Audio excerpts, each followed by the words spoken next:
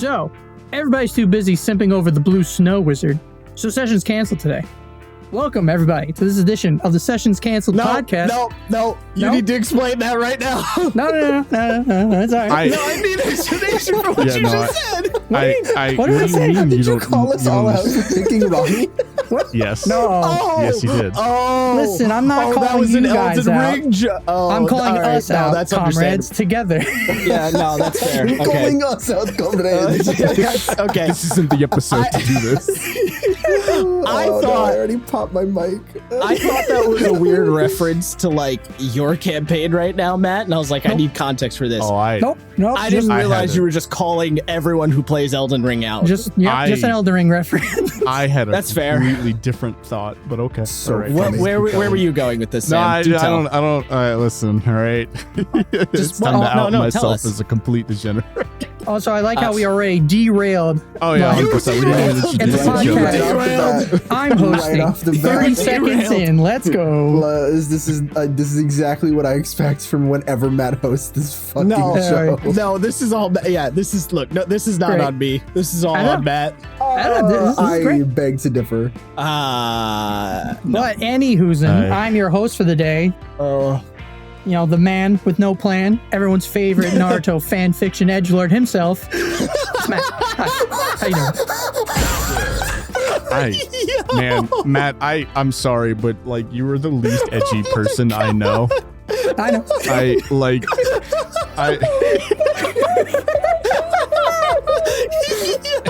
Anyways, continue. Anyways, I'm here with the Goon Squad today. Isaiah dying in the corner. Josh also dying in the corner. Yeah, no, I'm here. And Sam Okay. not dying in the corner. Oh my god. So What a Chaotic fucking energy. chaotic intro. Jesus Christ. That's right, boys. Chaotic alignments only in this podcast today. Hell yeah. And Oh my god.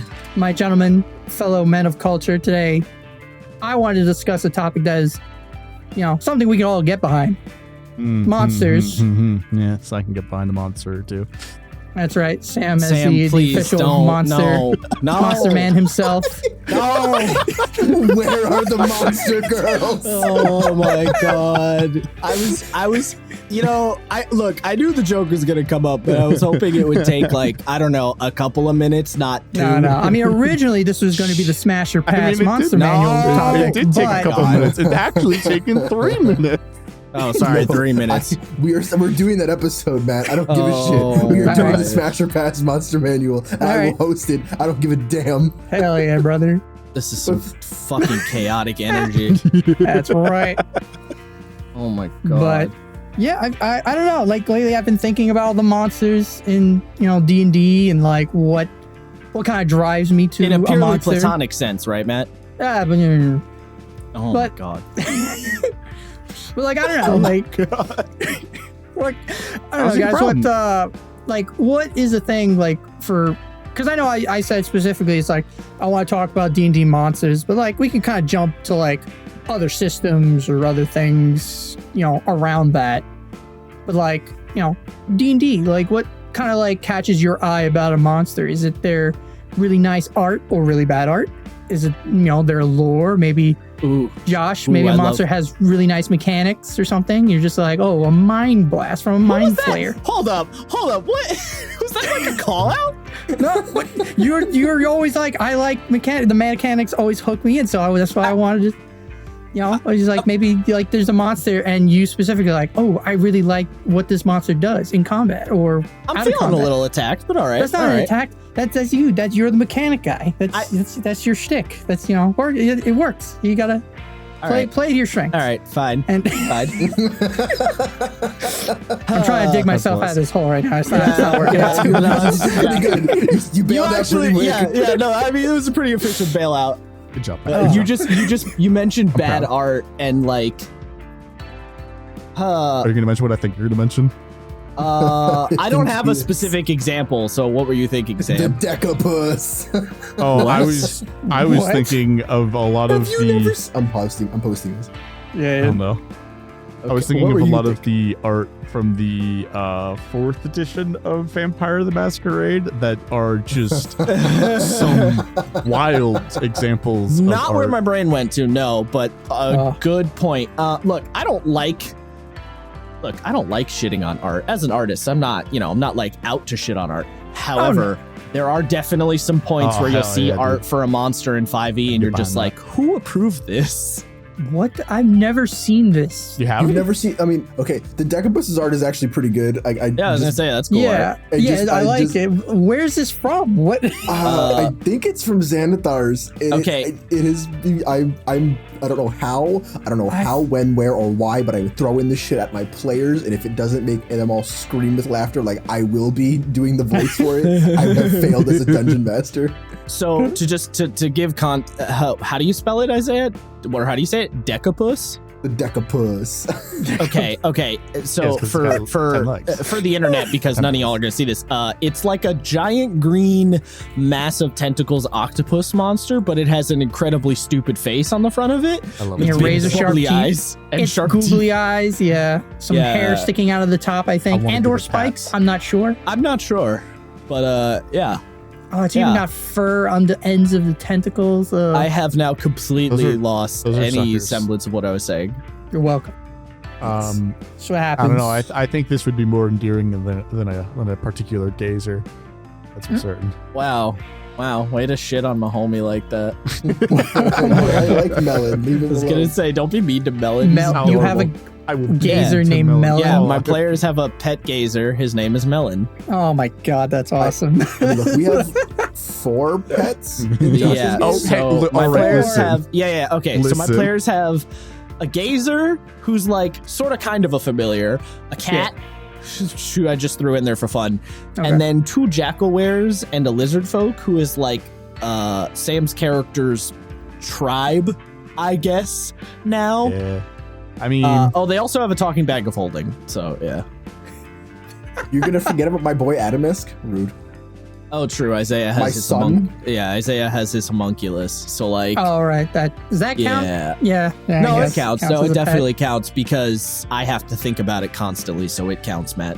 Yeah, I use him for everything. Everything. yeah. I got my ASI worth out of that guy. Yeah, no fucking kidding. Holy Christ. As someone who used a ambush drake from level 1 or level 3 all the way to level 20. Oh my Yeah. god. Yeah, it was the players. It was a black drake that the players rescued from a dragon cultist and then raised them as their own and ended up using the sidekick rules for him. So he was pretty beefy at the end.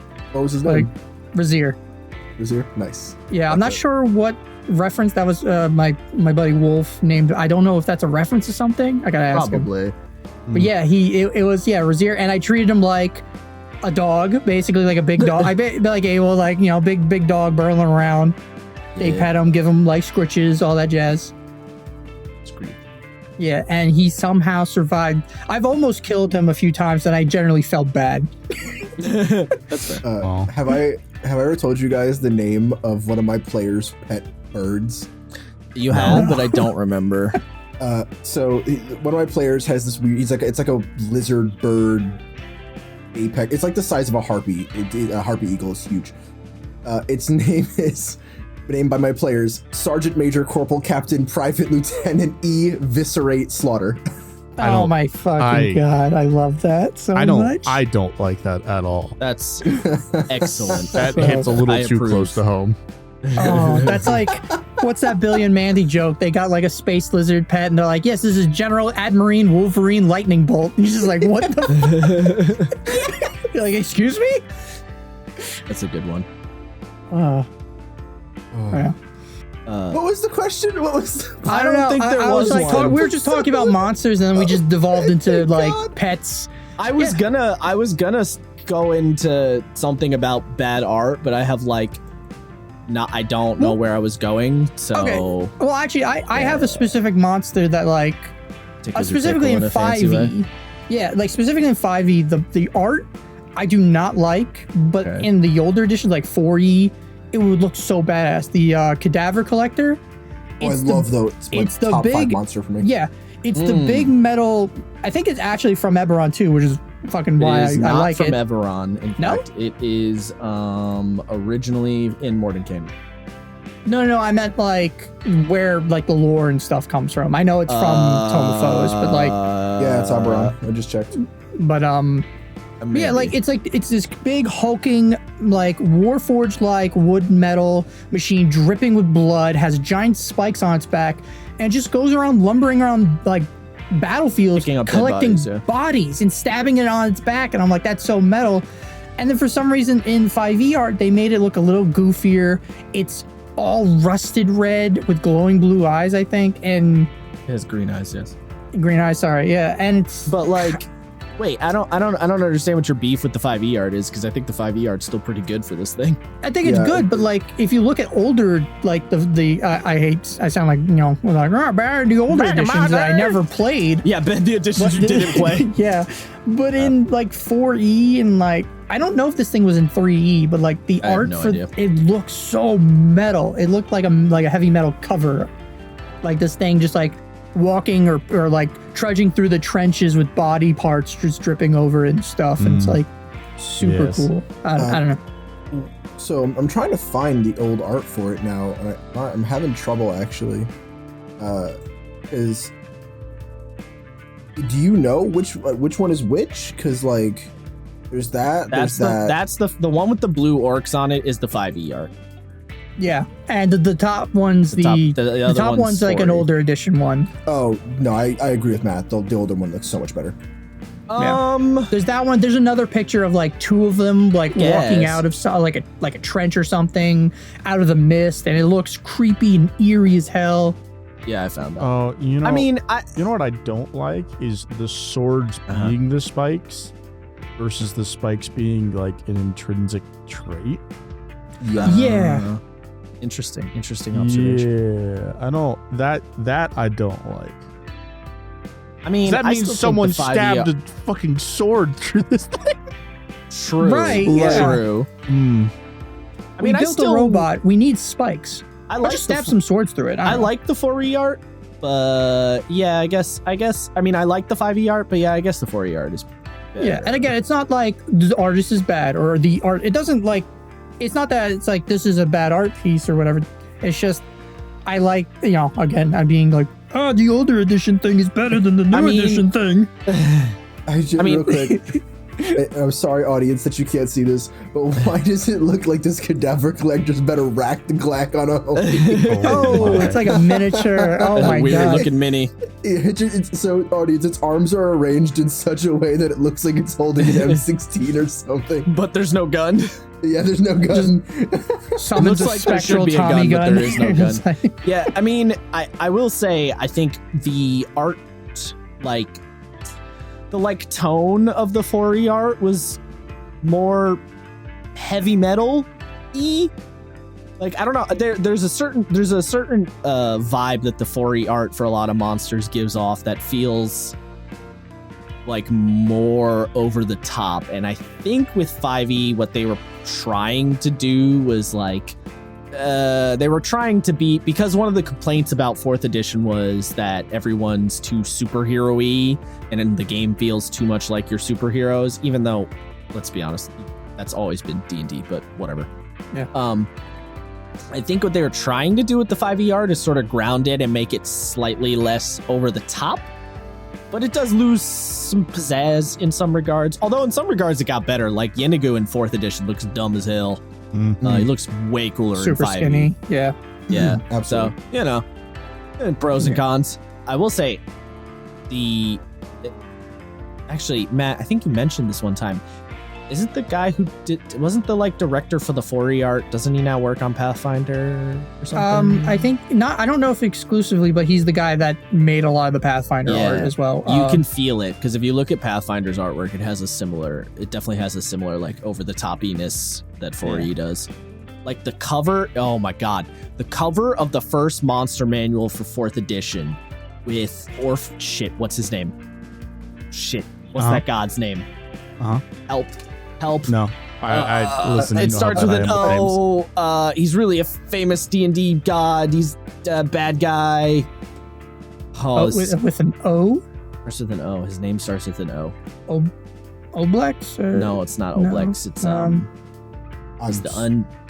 the undead guy. Undead guy. A He's god? I'm gonna just show you the picture because they'll check your memories.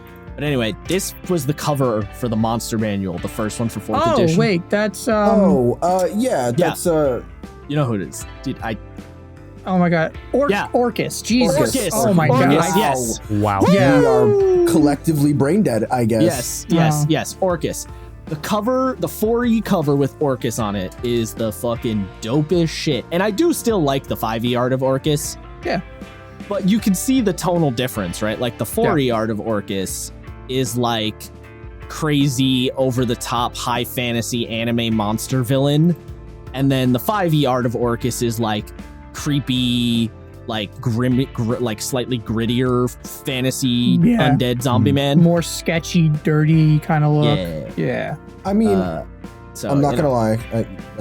I actually think basically all of the big important characters' art is just superior in 5e. Like, ooh, hot take. I mean, if I can't think of any off the top of my head that I'm like better in an earlier edition. I mean, I definitely will say the art of all of the demon princes for 5e is super dope. I love the demon art, always have. I also like that it's kind of like unfinished, intentionally unfinished.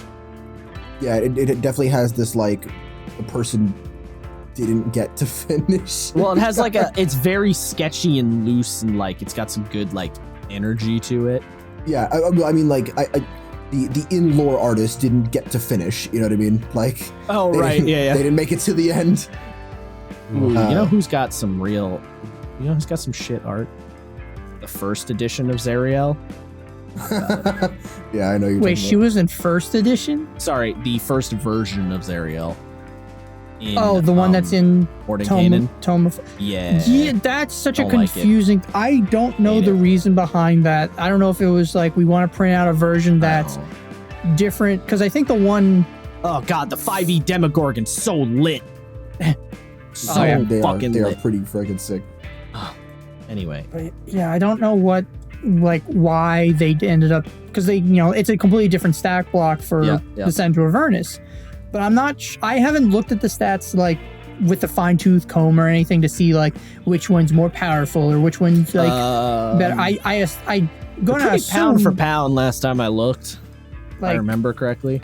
Well, now I think she's also like that. The first version is probably in the new like Morton Kanan multiverse book. I doubt it. Because that whole book is.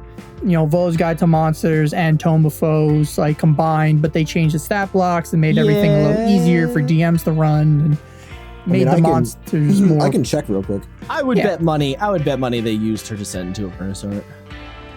Maybe. Art or stat block? How about the art? Well, I'm talking about. I don't give a shit about her stat block. Maybe they did switch it up because I like the art from Tome of Foes, but like it just looks like a really like. Really?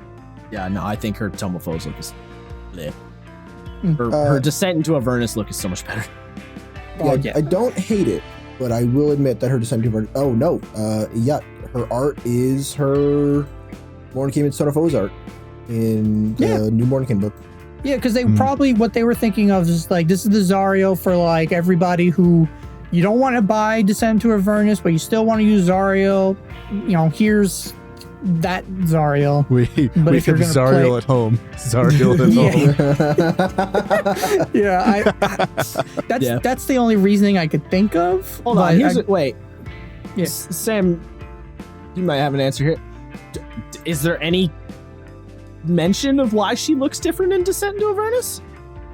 Not that I remember. I mean, I remember her, they had her angel art, which was something. I don't remember if I ever shared that with you. Yeah, you showed. I think you did, because we ended up we got the good ending. Yay. Yeah. And there's two, but they're mostly consistent because it's the bald Zariel that doesn't show her feet. I forgot chicken feet. Oh my god, that is the one part. Yeah. That. Although maybe the secret here is I'm biased because I kind of like the angry bald biker lady look for some reason. Oh, they took her innate spellcasting away. Interesting. They did that with a lot of the monsters, and they just put them in the actions. Yeah, so what they did with the innate spellcasting is like instead of calling it innate spellcasting, they just make it abilities that they have intrinsically, which is essentially the same, but it changes the mechanic a little bit. My bad.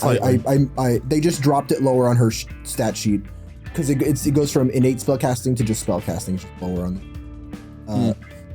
My audio? Yeah, my audio's cutting out every time if I get closer to the Embrace mic. your mic. Touch it sensually, Isaiah. I'm gonna mute. Don't do that.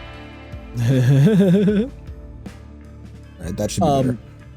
But yeah, that was a weird thing. The Zariel, let's just change her art because we fucking feel like it, I guess. I don't know. Well, like, whatever. Yeah. Because I think even though they don't change the stat block or the art for the Demon Princes from Out of the Abyss compared to Tome of Foes, the stat blocks are a little different, I think. Yeah, I mean, adjusting stat blocks for an adventure, that I understand. Mm-hmm. That makes sense to me. It seems like they literally just merged her two stat blocks to make a final one for the new book. I mean, that would make sense. Yeah, I guess. Very weird.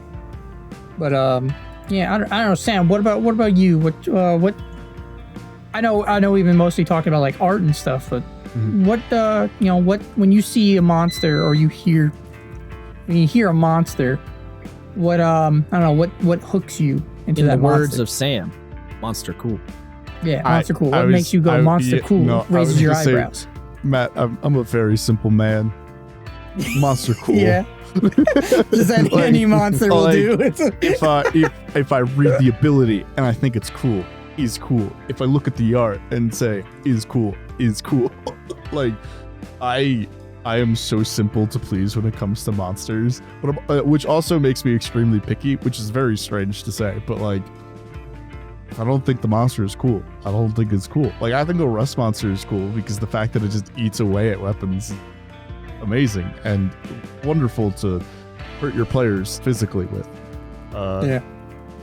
We literally the other day had a conversation about the rust monsters. Yeah, I saw you stuff. post like 16 million pictures of just rust monsters. yeah. But also like, mimics are cool. Yeah. Oh my god. Adolescent mimics are also cool. Yeah. Did you guys see the new mimic from the Fizzband Dragon book, which is a must-have now for 5e? It's so fucking good. But it's literally the book or the mimic? The book, but the mimic inside the book. The book doesn't mean is the book a mimic, is a mimic. Actually. Fun fact. Wait, hold on. But I think it's called the Treasure Hoard mimic or Treasure Mimic. Oh my god, this thing is wild. It's a huge, gigantic mimic, and I did not see this thing. It's like hold on, I got it's like that, or in Tasha's the whole like mimic colony I remember the that they have. It was cool. Like there's the meme of like, oh, your players stumble into a town and it's literally just 10 mimics and 8 doppelgangers changing constantly and tricking your players until they can like eat them. And it's like, I want to do that so bad. That sounds so funny. This is amazing. I love this. Oh Jesus Christ! It's beautiful. It's great. Literally, it's like that's too funny. All right, we got to stop doing this. But for the audience, look up Fizzband Treasury of Dragons Mimic. It's basically a Sarlacc pit of gold, but with a mimic. Yeah. Basically the Sarlacc pit. Or actually, no, mimics are just good monsters. Like I just wish that. So wait, Sam, I'm glad there's more now. Is there not like a? So like, okay. Here, let me posit the question in this fashion. Sam, you see a monster, you say, monster cool, good art. And then you look at the stat block and you're like, oh, monster actually not cool? Like, does that happen to you a lot? No, as soon as I think it's cool forever. You don't get dissuaded by like a shitty stat block? No, fortunately, no. I'm very, very resolute in how much I like monster. I'm completely the Sam on this one. I do the same shit.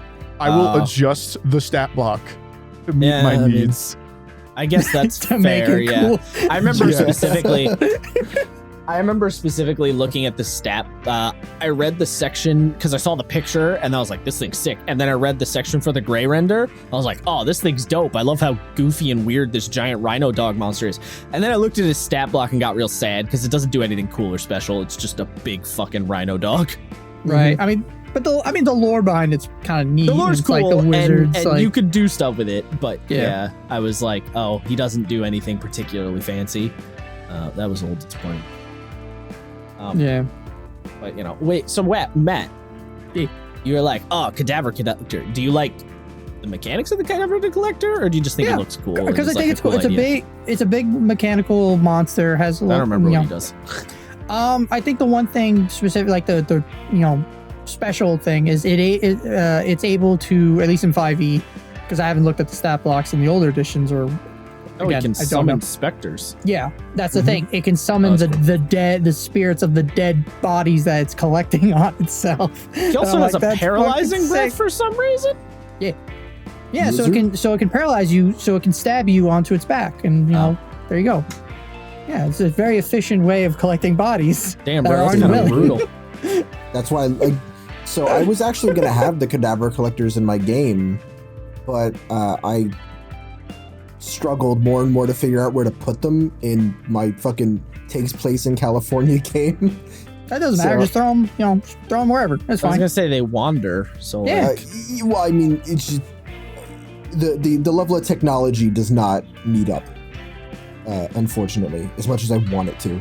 Yeah, it's one of those things where I was just like, maybe I could put it here. Nah, maybe I could put it here. Nah, Well, maybe I could put it here. Nah. I was gonna say, just do the Fallout thing and just say this was a government experiment, or like they're out in California. Just you can have something that says like Nevada, and it's like maybe this is a thing that escaped from Area 51 or whatever, and it's just out here now. Mm. Yeah. yeah, I was gonna say I would still do it. Or do the Ninja Turtle thing and put a brain in its stomach, and it's like Craig. Make it I crank. don't make it Krang. Jeez, God. And Craig, he's the alien. He came down to Earth. He's using this mechanical body to collect more bodies to make. I've always human, hated the I don't know. fucking Krang in TMNT. What? No, he's fucking. The worst. When they It's made so Shredder funny. a Krang, I was furious. The 2003 Teenage Mutant Ninja Turtles was my shit back in the day. He was an Utron. Please don't hurt me in my childhood like that ever again.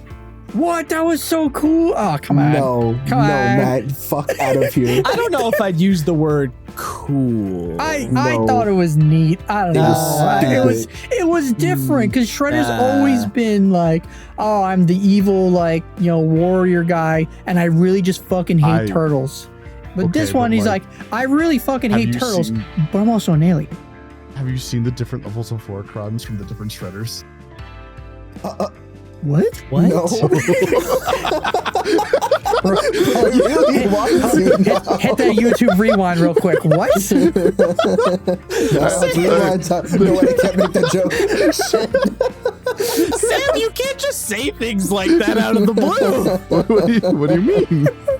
Yeah, Alright, we're What are talking you about talking shredders. about? Oh god. I mean, oh god. I'm gonna have to pull up like several different Beautiful. media articles. There's a shredder that commits, almost commits genocide. Oh, And there's Oh. another one that just fails and dies, and it's not the one that you would think it is, because I think that one, the coolest looking shredder, is the one that fails the most. what the fuck? I Hold don't. on. This is a what universe have we stepped into? Yeah, so just turn a cadaver, collector into a Krag, or any construct will do. It's fine. I just, I remind myself that cloakers can speak undercommon, and it always makes me laugh.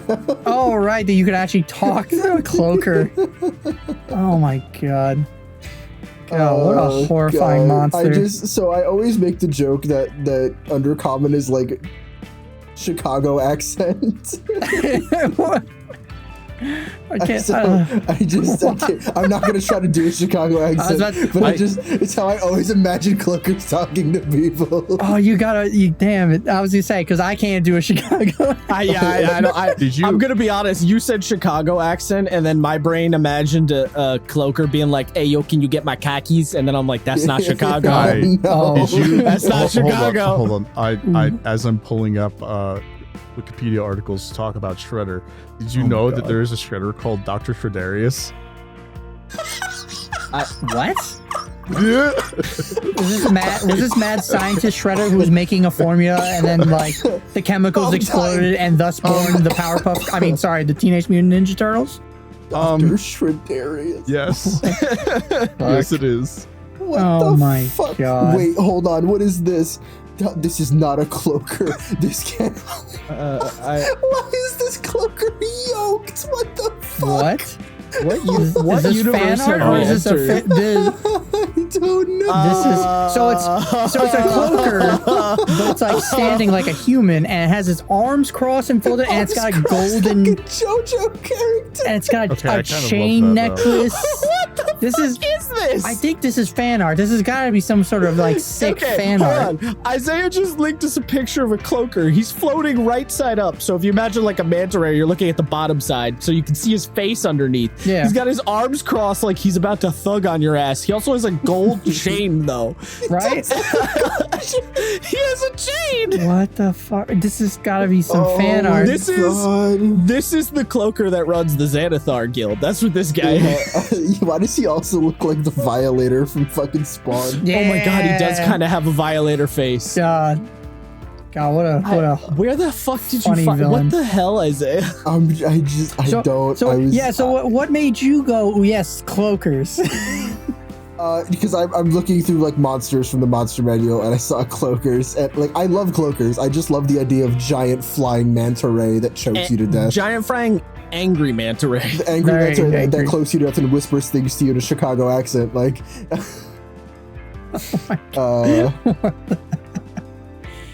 See, like I'm gonna change it to Boston. Sorry, anybody who lives in Boston, because I can think of a Boston accent more clearly. I don't even know. Matt, bring us back to some semblance of sanity. So, well, I guess kind of on that topic, since we're randomly picking monsters and stuff now, what is like round table? What's everybody's favorite monster from D&D? It doesn't have to be Monster Man. It could be any. Oh shit! Any of like. I hate this question. You hate Matt, it? I don't know. What? You don't know? All right, what's the first thing? I don't have an answer. Huh?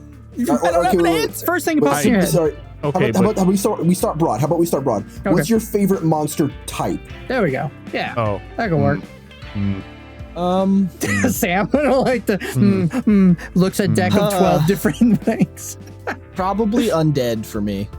Undead. That's a good pick. Yeah. Probably undead. I always love the fantasy idea of like fighting the hordes of the undead. Yeah. Especially because it comes with zero moral implications. Right. Like no one's gonna care. You're just shooting zombies. No one cares. I don't give a shit. They're the zombies. They need to go back. I also like dragons. I can't I'm a fucking dragon nerd. I like dragon. Like dragon's cool. In the words of Sam, dragon cool. Yeah. What about undead dragons? Undead dragon even cooler. I love the Draco Lich. Hold on. No. Okay, story time. I'm on the I was listening to I'm on the second to last episode of Campaign 1 for Critical Role. And fucking spoilers, I guess, for Campaign 1 if you care. I'll try and be quick. The scene when Matt was like, and then Delilah rides in on a skeleton dragon, I was like, hell yeah, she does. Oh, yeah. That shit got me so imagine Josh in his chair just like, let's fucking go. I was like, hey, yo, Team Delilah, what's good? I love that shit. I love skeleton dragons. The scene, are you ready for this one? The scene in the original Digimon when War Greymon turns into skeleton War Greymon was the hypest shit. It's Skull Greymon. Scarred children of all ages. Bro. All right, look, our fellow millennials will be up on this one. Skeleton War Greymon was so fucking sick, and no one can tell me otherwise. I don't know how I like the fact that you said like our fellow millennials, like you're like Steve Buscemi. It's like, yes, hello, fellow millennials. I too am a millennial. It's like, look, any other millennial listeners will know what I'm talking about, and if you're a Zoomer, sorry. Well, I'm a Zoomer, and I saw that episode. You're like, yeah, I mean, you are technically, you're like barely a Zoomer, but yes. I mean, Josh, we're also like barely millennials. This is true. The only one who's deep in the millennial soup is Matt. Hi, it's me. You're with your glasses and I don't know. I don't wear flannels, but I probably should. I don't think flannels is like a requirement, but okay. Yeah, I wear flannels. What the fuck? I was just saying, literally, all my other friends wear flannels and everything. It's literally the millennial chic. Because they're comfy as fuck. I just like the look. I just think it looks flat. I just think they're neat. This isn't about fashion. Anywho. Bone dragons are sick. Bone dragons, yeah. Did you see the, again, I'm going to keep shilling on the Fizzbands book. Yes. They added a couple like undead dragons in there, like the ghost dragon and the skeleton dragon. But the one I think is really neat is I think it's the hollow dragon, or it's the good aligned undead dragon. And it's like when a good dragon dies, but it has a purpose still, it will like keep itself alive, and its body's like made of like partly bone, partly like magic energy, partly armor. And it's so cool. It's such a cool concept. And it's it's undead, but it's a good guy. I'm confused. I'm confused. Yeah. It's like you can throw that into like, any campaign as like a friendly NPC that will scare the shit out of your players. It's like, what do we do? Ghost dragon. He's like, I have a quest for you. And it's like, I don't know if I want to take that. I'm not gonna lie. Oh my god! Wait, I didn't see the hollow dragon before. That thing's dope. That's what I'm talking about. Hollow dragon. Thank you. Holy shit! Yeah, it's fucking metal as shit. Literally. Yeah, I mean, it's really hard to argue with dragons. I don't think I have a favorite dragon. Not a favorite dragon like type or. I mean, I have a favorite dragon, but they're not in 5e. No. Astral dragons, baby. Oh yeah. Oh, yeah. You're not alone. You're not alone in that one. Astral dragons are cool. Have you seen the art for them in the Cobalt Press book, or one of the Cobalt Press books, Tome of Beasts? I'm about it. I'm gonna check right now. It's like I'm getting on that. Yeah, they did the thing where, again, I keep naming books because I collect a shit ton of them. Cobalt Press makes these books, Tome of Beasts, that are literally monster manuals expanded with new creatures, old creatures, and the mechanics for them are a lot more, I don't want to say a lot more interesting, but like a lot more unique and flavorful than stuff in the monster manual. And like, I think in the Tome of Beasts 1 or 2, they literally did an entire section of giant new dragons, like lava dragons, earth dragons, astral dragons. I don't know if they did blood dragons, new drakes, a dragon centaur. Like when a centaur dies and its body falls in like anything dragon related, it'll rise back up as a dragon centaur or something. It's like, what the fuck? What? Apparently it was stuff in older editions too. And you're like, wait, what the fuck? That's so Wait, cool. Matt, I can't find the Cobalt Breast. You gotta show me where it is. Where is it? Also, I like Matt with the casual flexing of his privilege, being like, I collect all these books that you peasants can't afford. I see how it is. Wow. Listen, as a dungeon master, I like to have other options. Well, I can't afford those other options, Matt. Okay, Matt, I understand your pain. Thank you. Also, just, just wait till he goes on sale. I'm mostly lying. I'm mostly just fucking with you. Fucker. But yeah, dragons. I was gonna say dragons for me. Obviously, big dragons. Yeah, you know what's undeads, dragons are always like very good enemies to fight in any situation. But like, I don't know, like I like constructs. Like any again, dragons are probably we can probably do a whole episode on dragons, but like probably number 1, undead, number 2, probably constructs, maybe number 3, just because there's so many different mechanical things you can throw at players. Wait, I'm sorry. Yeah.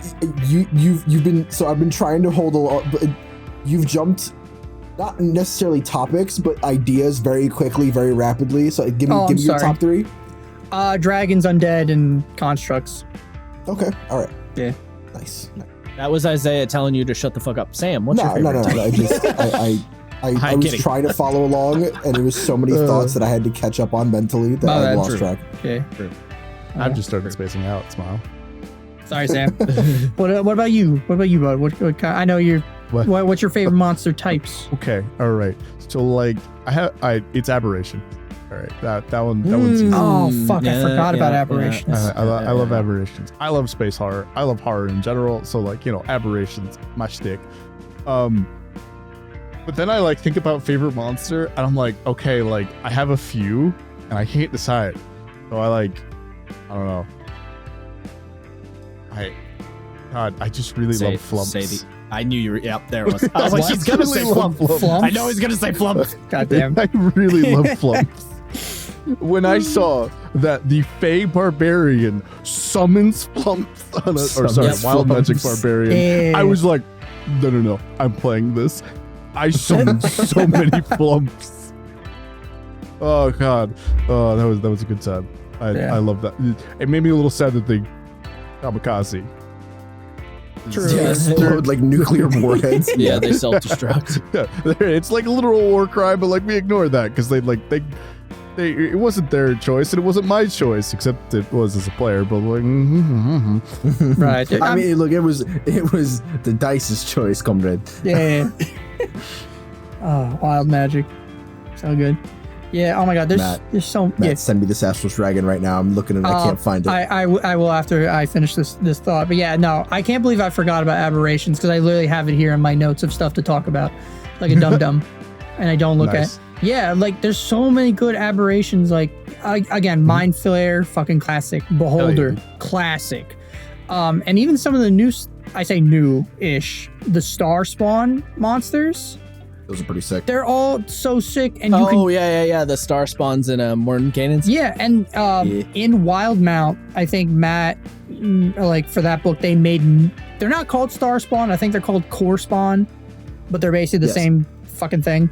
And you could just have a whole campaign because there's so many different CRs of you have this cult of like aberrant worshippers from space or whatever, and just have this whole campaign of just the Star Spawn being bad guys. And it'd be so cool because they have really fun mechanics. I think I threw the Seer at my players one time, and he did the thing where it was like the Hulk, where if the Hulk takes psychic damage, it absorbs it or whatever and then reverts it in an aura around people and they take the psychic damage instead. So I had like the Star Spawn Seer throw a psychic orb at the Hulk. The Hulk bounced it in a wave around him towards my players, and they're like, that's cheating. Wait. That's cheating. they're like he hit his friend. Wait. How dare you? It's like he's got to take the damage, not us. Yeah, unfortunately, I don't think there's not enough Star Spawns to do like a whole campaign, but they are cool. There's only like 5 of them, 6 of them. I mean, that's where you just, start taking other stat blocks and being like, look, this and be like, it's a Star Spawn now. That's what I do. That's when you do what I did with the dredge and just start slapping them on everything and just, hey, it's a dredge, hey. Yeah, it's true. That's a very good technique. Yep. All right, other than the flump, Sam, though, because I feel like the flump is kind of the joke answer. But it's not, though. I love them. I know it's not entirely, but like, like I kind of put it under like the passive monster favorite, because like there are monsters that don't really like. So like I also really like phase spiders like a lot, and yes, that's right. Yeah, phase spiders. And like phase dogs also go under that category because like anything that could like phase in and out of the material plane while fighting you just to fuck with you, I really like. I mean, blink dogs are classic. Which is why I have proposed the idea of a phased rider, which is you are not the only one. Someone stop this madman, please. There's so much art. People have already done it though. It's great. Of course they have. Yeah, of course, because it's a beautiful great thing. idea. It's a great idea. Yeah, I big mean, brain. I look, can't. great minds think alike. What you about know? a phased rider wait. dragon though? I was just gonna say a God, phased man. dragon, Right but now. you've actually just made this better. Hold on. Holy Yeah. fuck. I'm writing See? that one down. Phased rider, but its bottom is a dragon. I love that I just give Sam these ideas that he's gonna yeet at us in the campaign one day, and Yeah. it's just like, hey Yeah. Matt, remember that time you said made that joke about clown trees? And I'm like, oh, I still have that note Wait. written down. Matt, sorry, Sam, what was that idea I gave you the other day that you wrote down? It's too Let many. me go check my notes. Is there Yeah, no, I said something ridiculous and he was like, I'm taking that one. I was like, oh no. Hold on. I gotta go to my drive. Shit, it's lost my train of thought. But anyways. Uh, I'm sorry, think it's just I just have a document that's titled Giant Tree Cloud. what? Okay. What the fuck? Okay. Sure. Mhm. Okay. Listen to this. I- Oh no! It also has a sexy goblin, but it has the strike through it. Sexy cup. Yep. Classic. Oh shit! I was gonna ask you, Sam, about a. Oh, God. Oh, You got there? Is still some leftover Sam. XP smoothie there? Yeah, hi. How you doing? Sam, what's your opinion? What's your opinion on Displacer Beasts? Love him. Also cool. Rad, even. Very Because good they're within monster. the similar. Yeah, they're Yeah. within a similar area as the Drider and all that, Mm. or as the Yeah. Phase Spider. God damn it! Now I have the Drider on the brain. I mean, Drider also cool. Oh yeah. Drider But also I cool. thought Driders were cool before D&D. Now they're just yes. Yeah, I no, don't even they're remember what- Displacer what do you Beasts. They're so cool. I just wish they also had like, because I think in the stat block normally they just have the tentacle attack and then maybe a bite. I'm surprised they don't have like they don't use their claws Yeah, or like a they don't- pounce Yeah, thing. I could be wrong. their stat block is a little meh. It's all right. Right. But yeah, I think actually here this is a good. Are you ready? I'm gonna segue into a topic here. Wait, I didn't shit, get to give brother. my favorites. Okay, Yeah. okay, go ahead. So, to no one's surprise, favorite typing, definitely elementals. I love yeah. elementals so much. The idea that it's just like, yes, I am just a concept come to smack you upside the head with a rock hand. Like, yes. Like giant titans, like anything Shadow of the Colossus style. I'm like, this is me. I want these right now. Yeah. And like shit like the Phoenix. And I think probably my second favorite monster of all time being the Elder Tempest. And it's just Quetzalcoatl, but an angry cloud. I'm like, yes, I want that too. Probably second favorite is I love that art. Monstrosities, hands down. I feel like Monstrosities Yeah. have some of the coolest There- art there's- just across the board. Yeah, True. like you on tea. Yeah, like you want tea. You want tea jerky? Yeah. You want tea jerky. But shit like the fucking the Tarrasque is the most famous Tarrasque. one, right? Just the Chimeras. weird T-Rex Godzilla thing. Yeah. Yeah, Chimeras are also like probably besides the Tarrasque the other most well known one.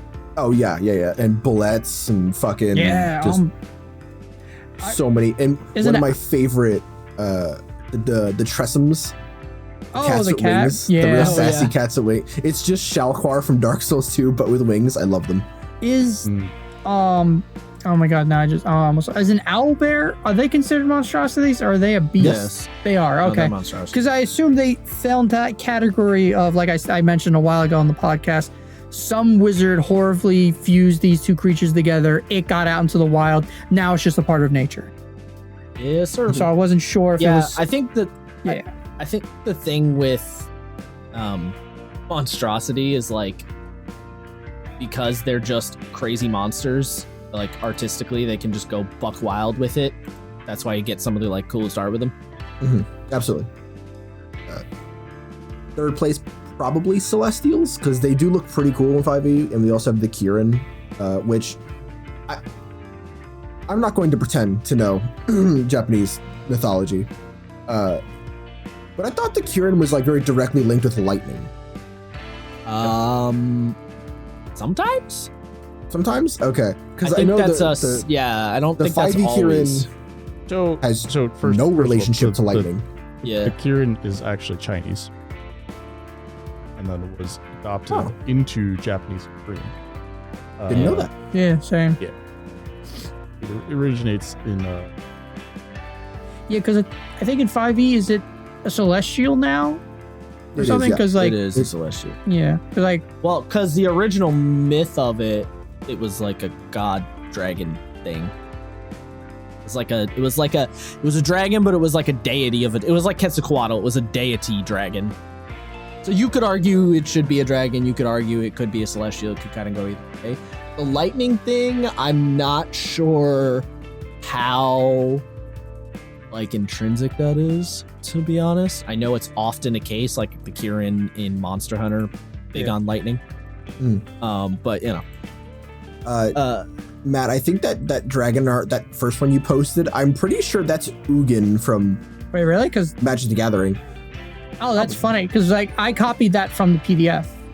Oh, what? Yeah, I just did the MS Paint like copy paste, make the image from the actual Tome of Peace. Oh, that's interesting. Yeah, because the Magic the Gathering dragons have that overall body shape and the horns that like become the halo thing or something similar to it. Oh, what's like I know Nico Bolas has horns that sort of resemble a halo. Depends on the plane that they're from, but yeah. Mm-hmm. Big Nick. Yeah. Big Nick. Don't you ever fucking call him that again.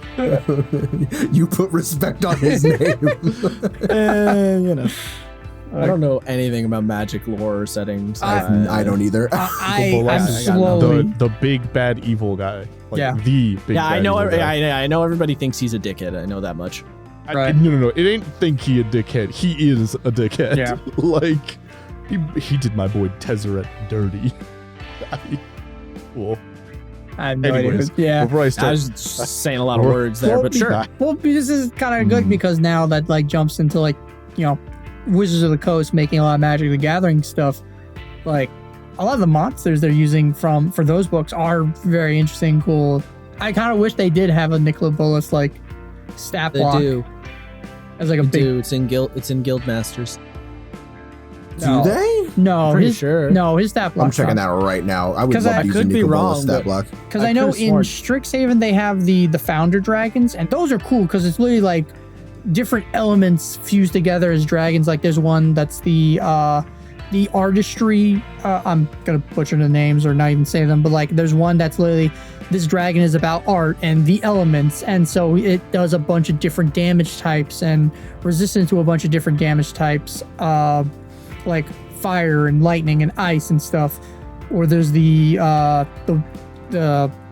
one for the Witherbloom, I think, life and death. So it does a lot of like healing stuff and necrotic damage and poison damage. It's like, it's so, I don't know. I like, it's weird because I keep making the joke about get your chocolate out of my peanut butter when it comes to Magic the Gathering.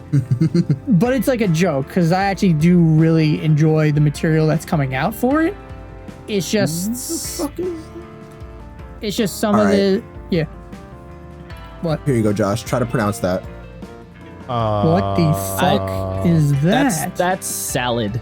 I'll spell it. I'll spell it for you. For the listeners, I'm just gonna spell this one out. KARKETHZERETHZERUS. The Sable Despoiler. Karkethserethcerus? What the fuck? I'm just gonna say Kark. Yeah, and that's a monster in Ravnica? I don't remember that name at all. EGW. What is that an anagram EGW? EGW is Explorer's Guide to Wildmount. Explorer's Guide to Wildmount. Oh. Wait. Mr. Mercer. Yeah, what? Mr. Mercer went buck wild on that one. I guess. Oh, Jesus. Train of thought again. Well, I'm really having a time tonight. Well, we were talking about Magic the Gathering. And Okay. I remember. So the thing I was going to segue into. Yeah. Segue back. Segue. I do think, because we were talking about the Displacer Beast, right? And Matt, you were like, oh, I wish it did this, blah, blah, blah. I do think 5e has a bit of a problem where they do this thing where you'll read the stat block of a creature, or sorry, you'll read the like paragraph for the creature in the book or whatever. And you're like, oh, that's a really cool idea. And then the stat block does not reflect the fiction very well. Yeah. So they'll explain this cool thing the creature's supposed to be able to do, but then they don't give them ability for it, or the ability they give to represent it is kind of fucking lame. That is a big issue that I think 5e has that happens quite a bit, and they might be getting better with it. I haven't looked closely enough at a lot of the newer monsters, but I think that is one thing that drives me a little crazy. It's like, oh, this cool power and like this cool lore about this.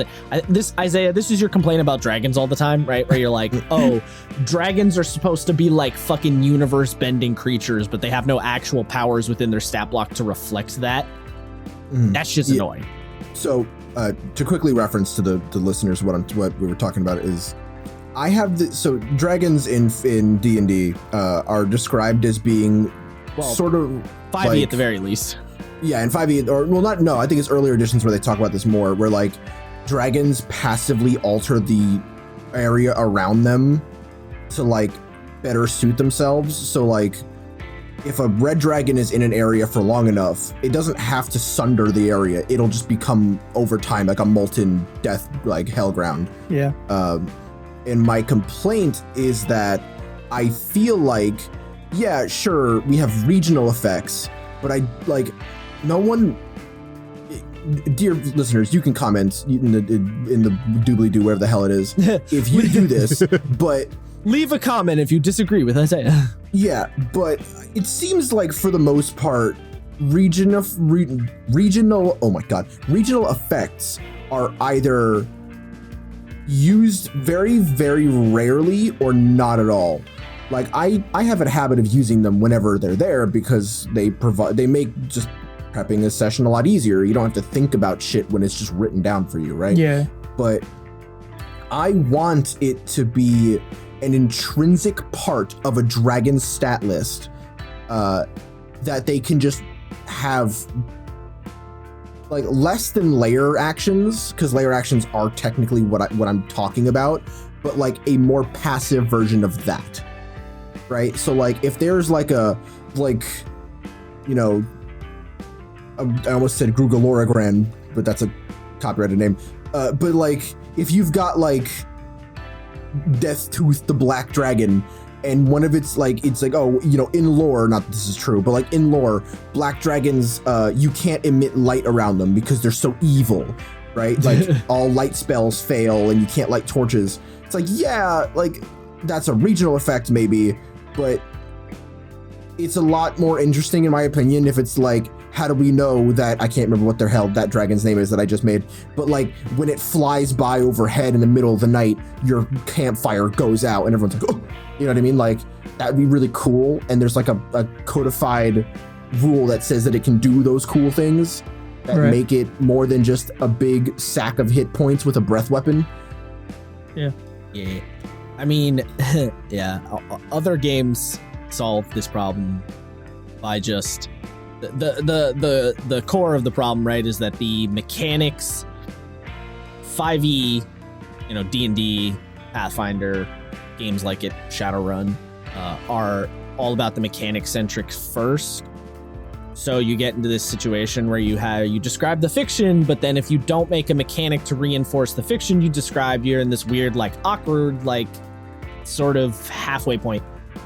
But other games have solved this issue by putting more emphasis on the fiction. So if you're playing Dungeon World and the stat block, I mean, monsters barely even have stat blocks in Dungeon World. Monsters essentially have a chunk of information that tells you about them, and that chunk of information informs what they can do. So if they say this dragon like snuffs all light within the area around it, you don't need a mechanical effect for that. because that game is fiction before mechanics, you just get to say that it does that as a GM. Like, that's just how that game rolls.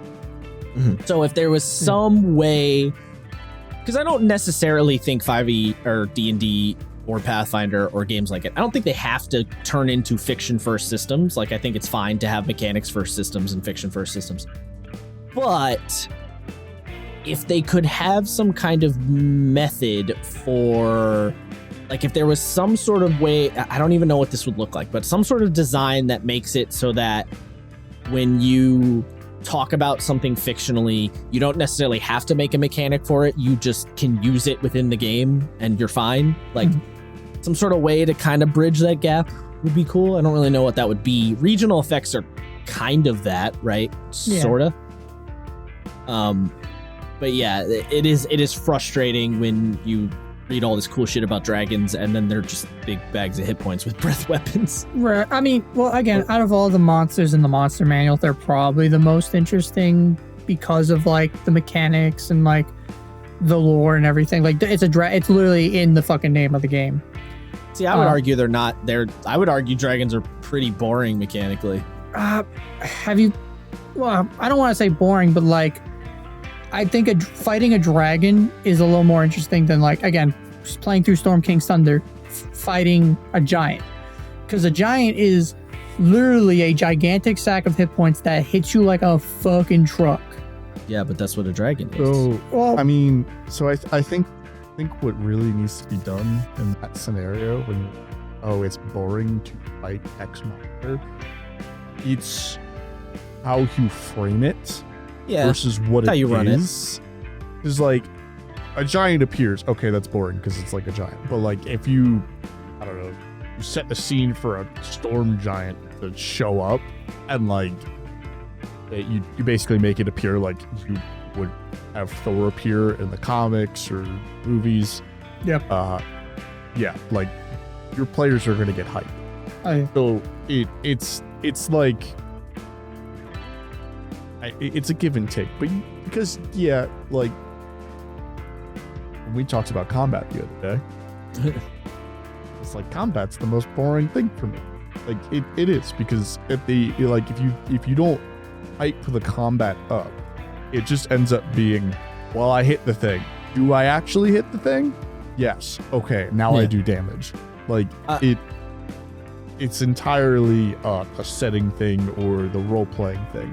I kind of separate those a little bit in my head. Like, the role playing during the combat is not it, because combat mechanically in a lot of games, roll the dice, see if you hit.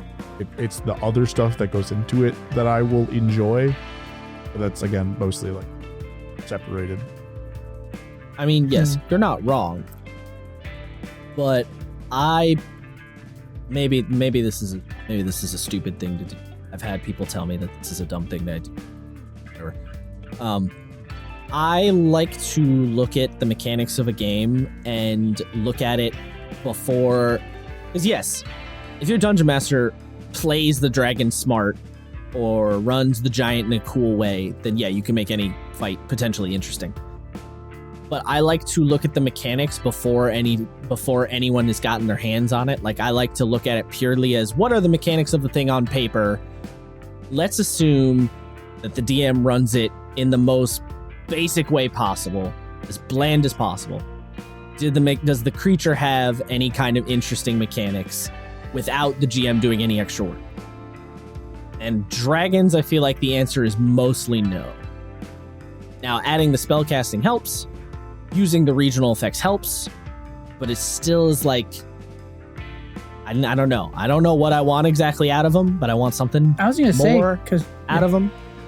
Yeah, because I was gonna say, because dragons, they do have a lot going for them. It's like, high ACs, they can fly, they have the breath weapon. But Matt, just numbers don't make fun. That's big numbers, not fun mechanic. You know what I mean? Well, I'm saying they have a lot of things besides, like, mechanic, lore. They have a lot of stuff going for them, and yeah, I don't think they do. But I feel like even if a DM, like you said, runs a dragon in a very kind of like bland, by the numbers way, I feel like even a dragon like run very boring is still gonna be like more epic than like I don't know, a goblin or like I don't know, No, chimera or like here's the thing. sorry, bad example, Matt. or like All right, an owlbear. I think Matt, here's the thing. I think you're misunderstanding. Yeah. I'm not saying that dragons aren't cooler than other monsters. What I'm saying is dragons are not as cool as I want them to be when I think about them because they're on such a high pedestal. Because at the end of the day, right? I opened up one of the dragons, ancient copper dragon. Now, granted, again, I haven't looked at a lot of the newer dragons. They may have done more with them. Looking at the ancient copper dragon, bite, claw, tail. Okay, that's just 3 kinds of attacks. That's not that interesting. Frightful presence, which is cool, but is only cool for the turn where it's relevant. And then if everyone just passes their save, it just doesn't matter anymore, which is kind of like, eh. Breath weapon, which we talked about. It's like, okay, breath weapon's another attack. Now it's a slightly different kind of attack that involves a save, so that helps, and it's a cone and stuff, so that changes a little bit. Change shape, which is not a fighting thing. And then the legendary actions.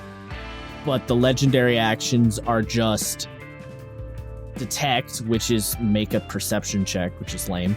I get it. It's to see hiding enemies. Yeah. It's to do the Smaug thing of like Bilbo hiding behind the pillar. Mm-hmm. But then it's like tail attack and wing attack.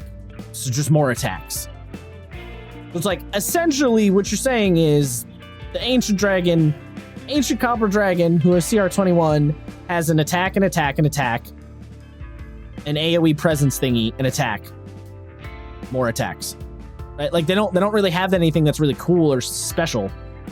You know, like I want them to do more. I want them to have like I want dragons to have like their own mechanic that like nobody else has. You know, like Isaiah's talking about, where like the fact that they shift reality around them. I want them to have like some crazy like the battlefield has changed type scenario.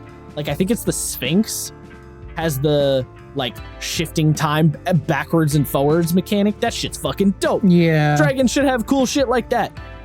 Not literally that mechanic, but you know. Yeah. And it's like, okay, you have lair actions. Lair actions are nice, but lair actions still feel fairly like rounded. Not, maybe that was a bad word. They feel kind of like, you know, normal. They're not like super crazy. So it's like, they don't have, now again, like Sam was saying, yeah, you can run them cool. You can have the dragon dive bomb with, you know, fly up and down, do the breath weapon attacks, use the lair actions to like shift things around and stuff. You can run them in such a fashion that they're interesting, but like purely on paper, before anyone has gotten their hands on it, not as cool as I would like. Want more of it. But, you know. Yeah. Well, it's like, yeah. No, go for it. I don't know. Here's the problem is I don't know what I want. I just want something else. Well, that's why, again, I'm going to constantly keep shilling the Fizzband book, because they do add like new regional effects, new things to like roleplay dragons more interesting. Like the art for each dragon has a lair. Like that's so cool. Like there's a lot of good things they had to help DMs run like dragon themed adventures or just dragons in general. But yeah, I don't know. Like I have a, I grew up, my favorite Yu-Gi-Oh card was the Blue Eyes White Dragon. I've always liked dragons. No, don't get me wrong. Don't get me wrong, Chief. I also fucking love dragons. Dark magician for life, all right? Wow. This guy. I mean, look. I mean, the inheritance cycle, right? Like, was my favorite fucking book series. So, like, no, I'm also a bit, like, I've also always been big on dragons. I also like dinosaurs. Big shocker. Yeah.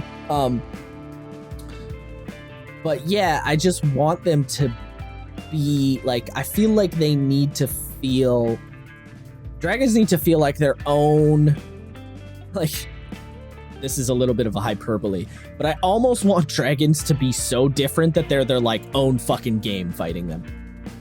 You know what I mean?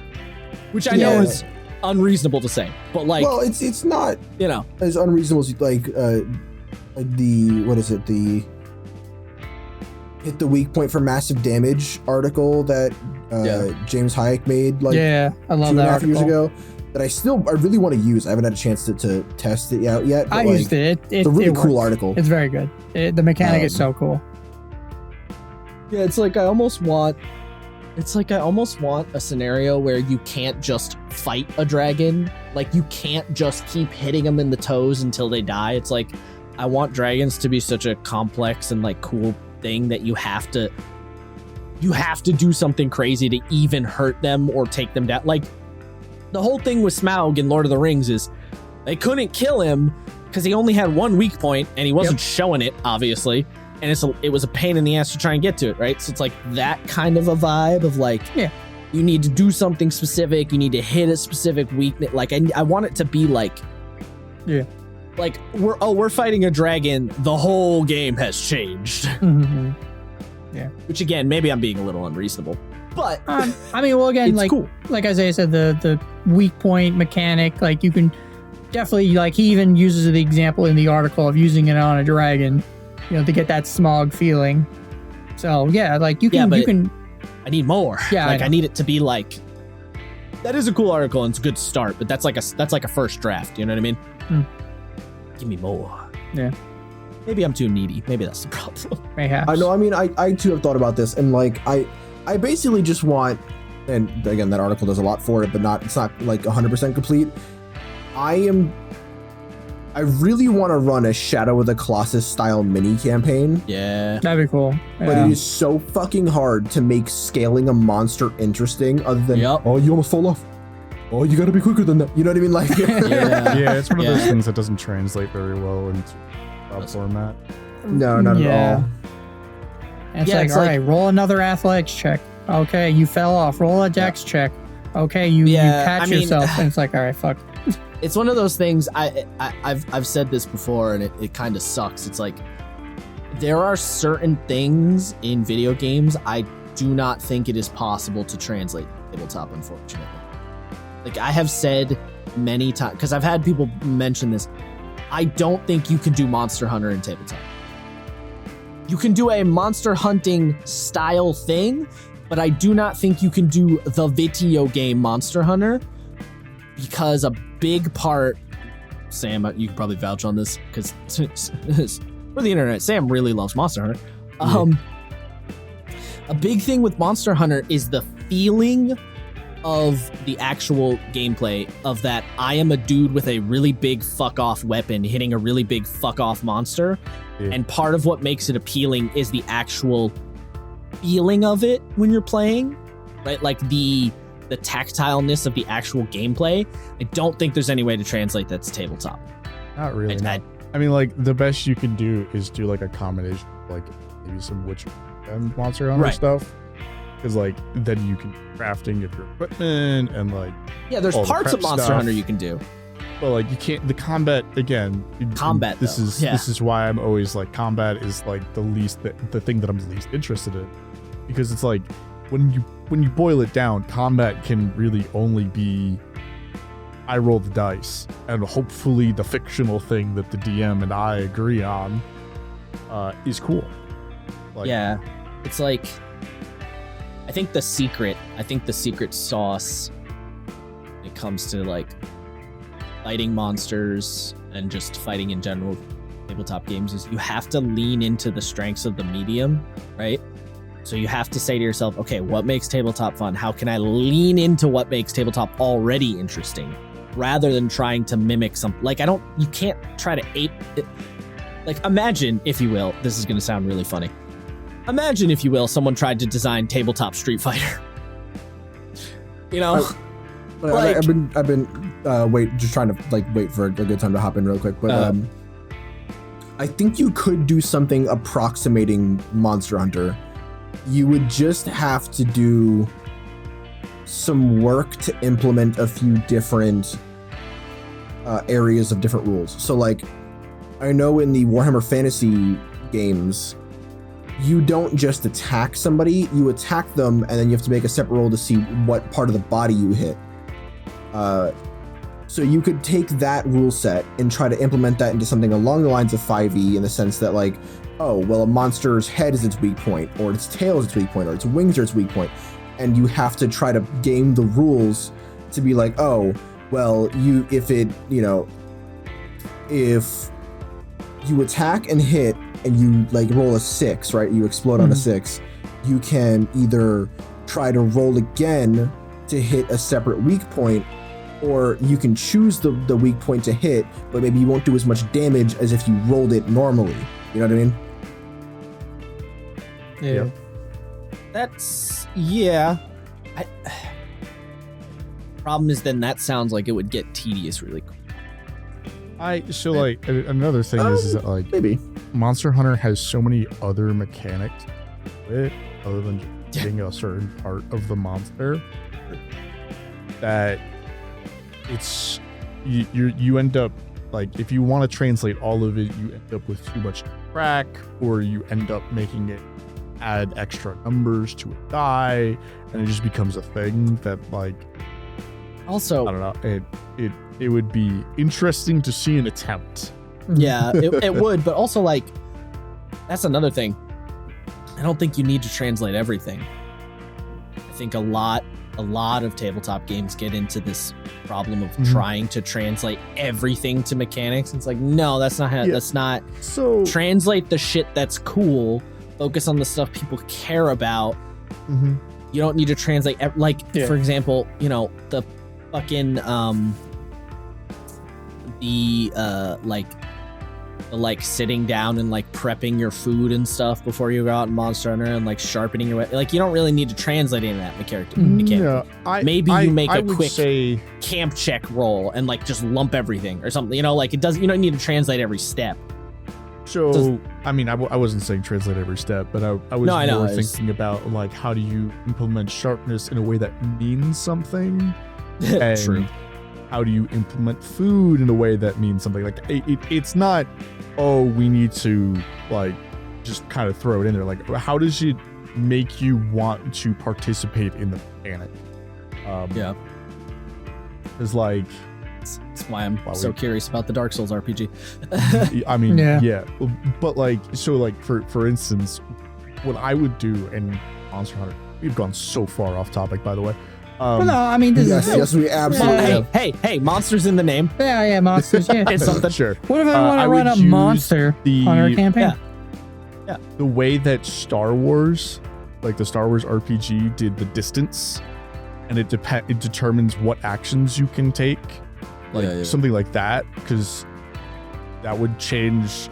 Like, because then you could use different weapons at different ranges, and it would mean that like you have different advantages and disadvantages for each weapon. It would make them mean something, versus like, well, I have a reach of 10 because I'm using a lance. It becomes a different ball game. True. Yeah, I don't think you definitely couldn't do a grid-based system. No, I would. Yeah, no, it'd be a lot of fictional stuff because it just wouldn't do well. Yeah. So you'd be like more theater of the mind, like hunting the monster, and then you're like, I don't even think it would be. It'd be a split, really. Yeah, it would probably use the Star Wars system, and then you'd have to describe the area, because you couldn't use battle map. You do a lot of like, it'd be a lot of range. I think it would probably have to be a lot of range bands and areas. Yeah, absolutely. But that's the name of the thing. Yeah, range bands. How did we get here? Monster. Wagons. Monster cool. That's now, right. if you want to talk about Rathalos cool. Really quick. We got to talk about this out. Monster Hunter. While you guys were talking, I've just been sending mad Game of Thrones memes in the background and just watching his face contort with laughter. It's so trying to derail us. Yeah. No, but I'm sending some banger memes. But like, so like that goes into like, so kind of on topic, off topic again. Fizzbands. I should have just named this like Matt. Matt loves Fizzbands so much. Every Matt talks time about Matt says Fizzbands, he has to say it like that. Fizzbands.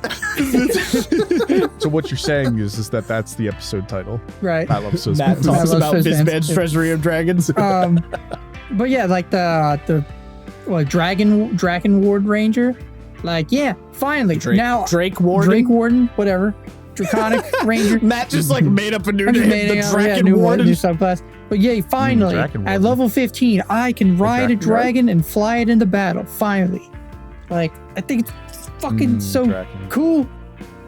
It is. Unfortunately, most people are never going to see that, but nope. Yeah. But Hey, PSA to the players out there on the internet, just start your games at higher level. Just do it. Fuck it. Start your players at level 10. Who the fuck cares? there's a ton of Unless they're new players, then definitely don't. If they're new players, do not. Yeah, I was gonna say. No. I was waiting for that caveat to come in. Yeah. Caveat. My Big first caveat. game was Not a if they're level new players. 20 one-shot. You're just like, poor boy. But, yeah, I guess, I don't know. So like, I guess kind of on the same subject-ish of monsters and stuff. Like, have you guys like run? Like, I know the answer, but I'm asking anyways. Like boss monsters or like any kind of like super monster that you really enjoyed running or kind of saw and were like, I want to run something like that one day. Like, have you done anything like that? Like a boss? Unigo. Unigo. Oh, yeah. Oh, poor. Poor Riemann. Oh my god. Oh, poor Cardell getting abused for 6 rounds. Oh my god, dude. It's Yeah, like I get up and then I get down again and then I get up one more time and then I get back down. It's like, can you just not Yunogu?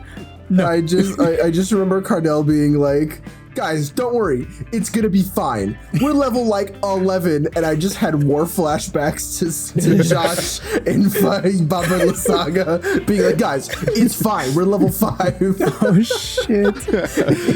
Raymond was in fact not fine. Not fine. No, not at all. Oh my god. He got violated for like 5 or 6 rounds. It's like, and then he has the third flail, and you're like, third. Yep. He hits you 3 times. What? Oh my god. Yes, sirree. Give me a wisdom saving throw. For what? Just do it. Oh my Failed. Shame, you're confused now. What does it even mean? You're incapacitated. But that means like skip my turn. Yes, I know. Yep. Also, here's the second flail. Oh, it's a crit if it hits, by the way. And you're like, wait, no, stop. So Sam, is that like favorite boss fight you've run? Yeah, probably. Understandable. I mean, it just, I went into that expecting a party kill. TPK. Yeah. Really? You expected all Yeah. And then, Matingo fucking 1v1 to Merilith, and I was like, maybe it won't be. Well, there's but like it's a still safety fun. net. In third that level encounter. haste. Like, if you die, you just Get rezzed. oh, you get really? rezzed. Oh, shit. Yeah. Yeah. If you die, you get rezzed, and none of the people who die can take the sword. Oh. Yeah. Yeah, I think we talked about this in an earlier episode. Yeah. Oh. Well, I don't know. It was a lot of fun. It was chaotic, and I don't know. It definitely, because there was only 4 of you, it definitely made the stakes much higher. Quick side tangent. I'm running a game for some newer players. One of them is not so new, but Wait. Yeah, hi. So what you're saying, Sam? Yenagu cool? Yenagu is cool, yes. Okay. Anyways, Continue. just yes. He gets my stamp of approval. Nice. Sam. Yenagu cool. You just open some monster manual just full of stamps. It's like stamp collection. Sam just has a cool stamp. Yeah, so instead of a smasher pass, it's a cooler knot. So Sam, you cut out on us Internet West, so we did not hear a lot of what you said. Hey, we heard almost that's none fine. of that. We heard the last 5 words. That's a real shame because the internet's going to hear everything. I suppose so, yeah. That's why we were all very quiet, just reacting. Yeah. So it'll be a good edit. Just to give you a quick rundown, I saw my connection die towards the middle. I was like, I'll just keep going. Yeah. Give a quick rundown. New players. They had their first campaign. They had 6 players. That they came into my game, and there's only 3 of them, and they're like, "Oh my god, this is way more painful than the last one." I'm like, "Yes, this is good. More painful? Suffer for your mistakes." Oh, because I am showing them some mercy in my encounter design, but not a whole lot. So if they get staboed, I mean, because they messed with the crabbo. Your other party really do be the supreme meme dream team. Like, Yeah, it's pretty wild. Yeah. Okay, so they went shopping last session and they got a lot of things. So they found out because the priest, he is a little cleric, I guess, for D&D's sake. Sam reverted to WoW. Yeah, I really did. Look, I still have a problem with Hunter and Ranger. It's a real same time. bro. Same. But then there's the Hunter Ranger. Yeah, there is. So they're a cleric of like alcohol, so they're constantly drinking, and they're like, you should get a tankard of sobriety so you can drink and not have any of the negative effects, because Sam is definitely going to make you start rolling constitution saves at some point because you just constantly drink. And I'm sitting there like, I wasn't going to, but thank you. I wasn't going to, but write that down. Oh my god, that's so good. And they're like, can we get it as a plastic coconut? And I'm like, sure, why not? Why? I love it, but why? I mean, because reasons, Matt.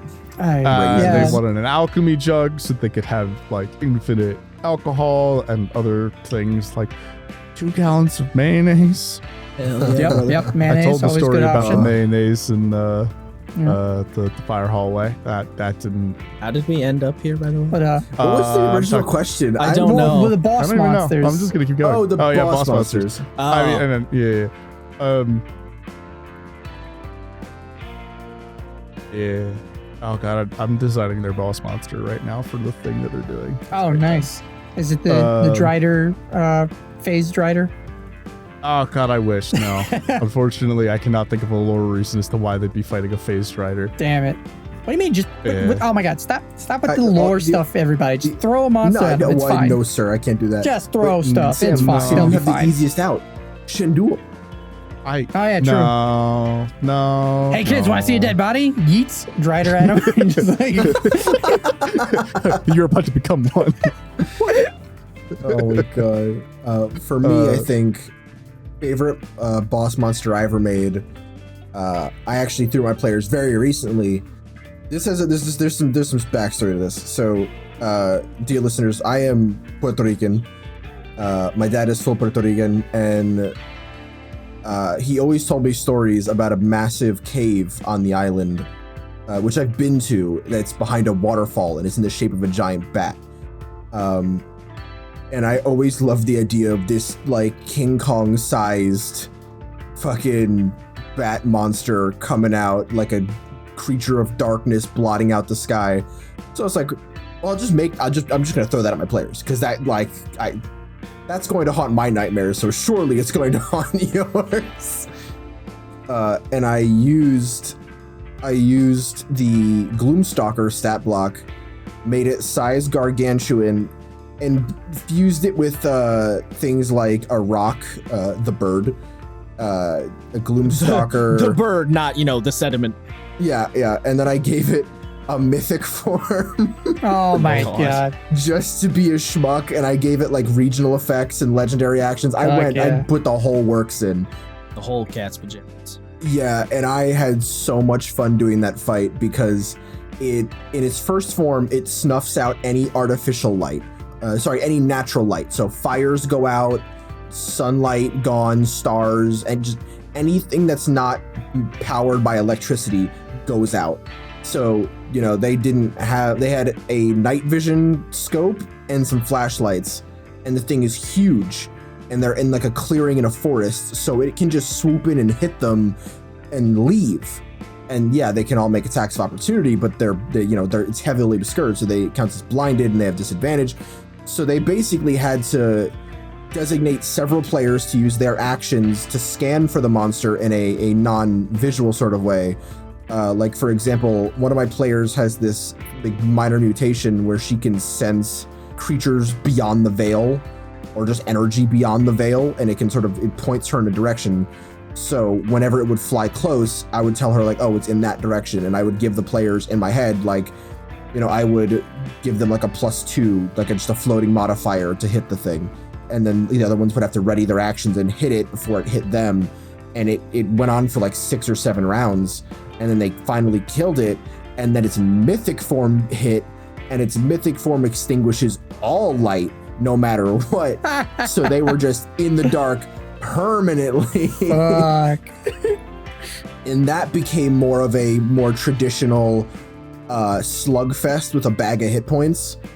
But its whole thing is it like could hit multiple enemies at once, and it did like a screech attack that could fear people, and if they were feared, they were paralyzed for that round, and just like it went off on them. And at the end, it's the most satisfying thing as a dungeon master, where the players finish a boss fight and they're like, oh my god, Yeah. I'm gonna have a lie down. Yeah, they hit you with the, oh, thank Christ, it's dead. Yeah.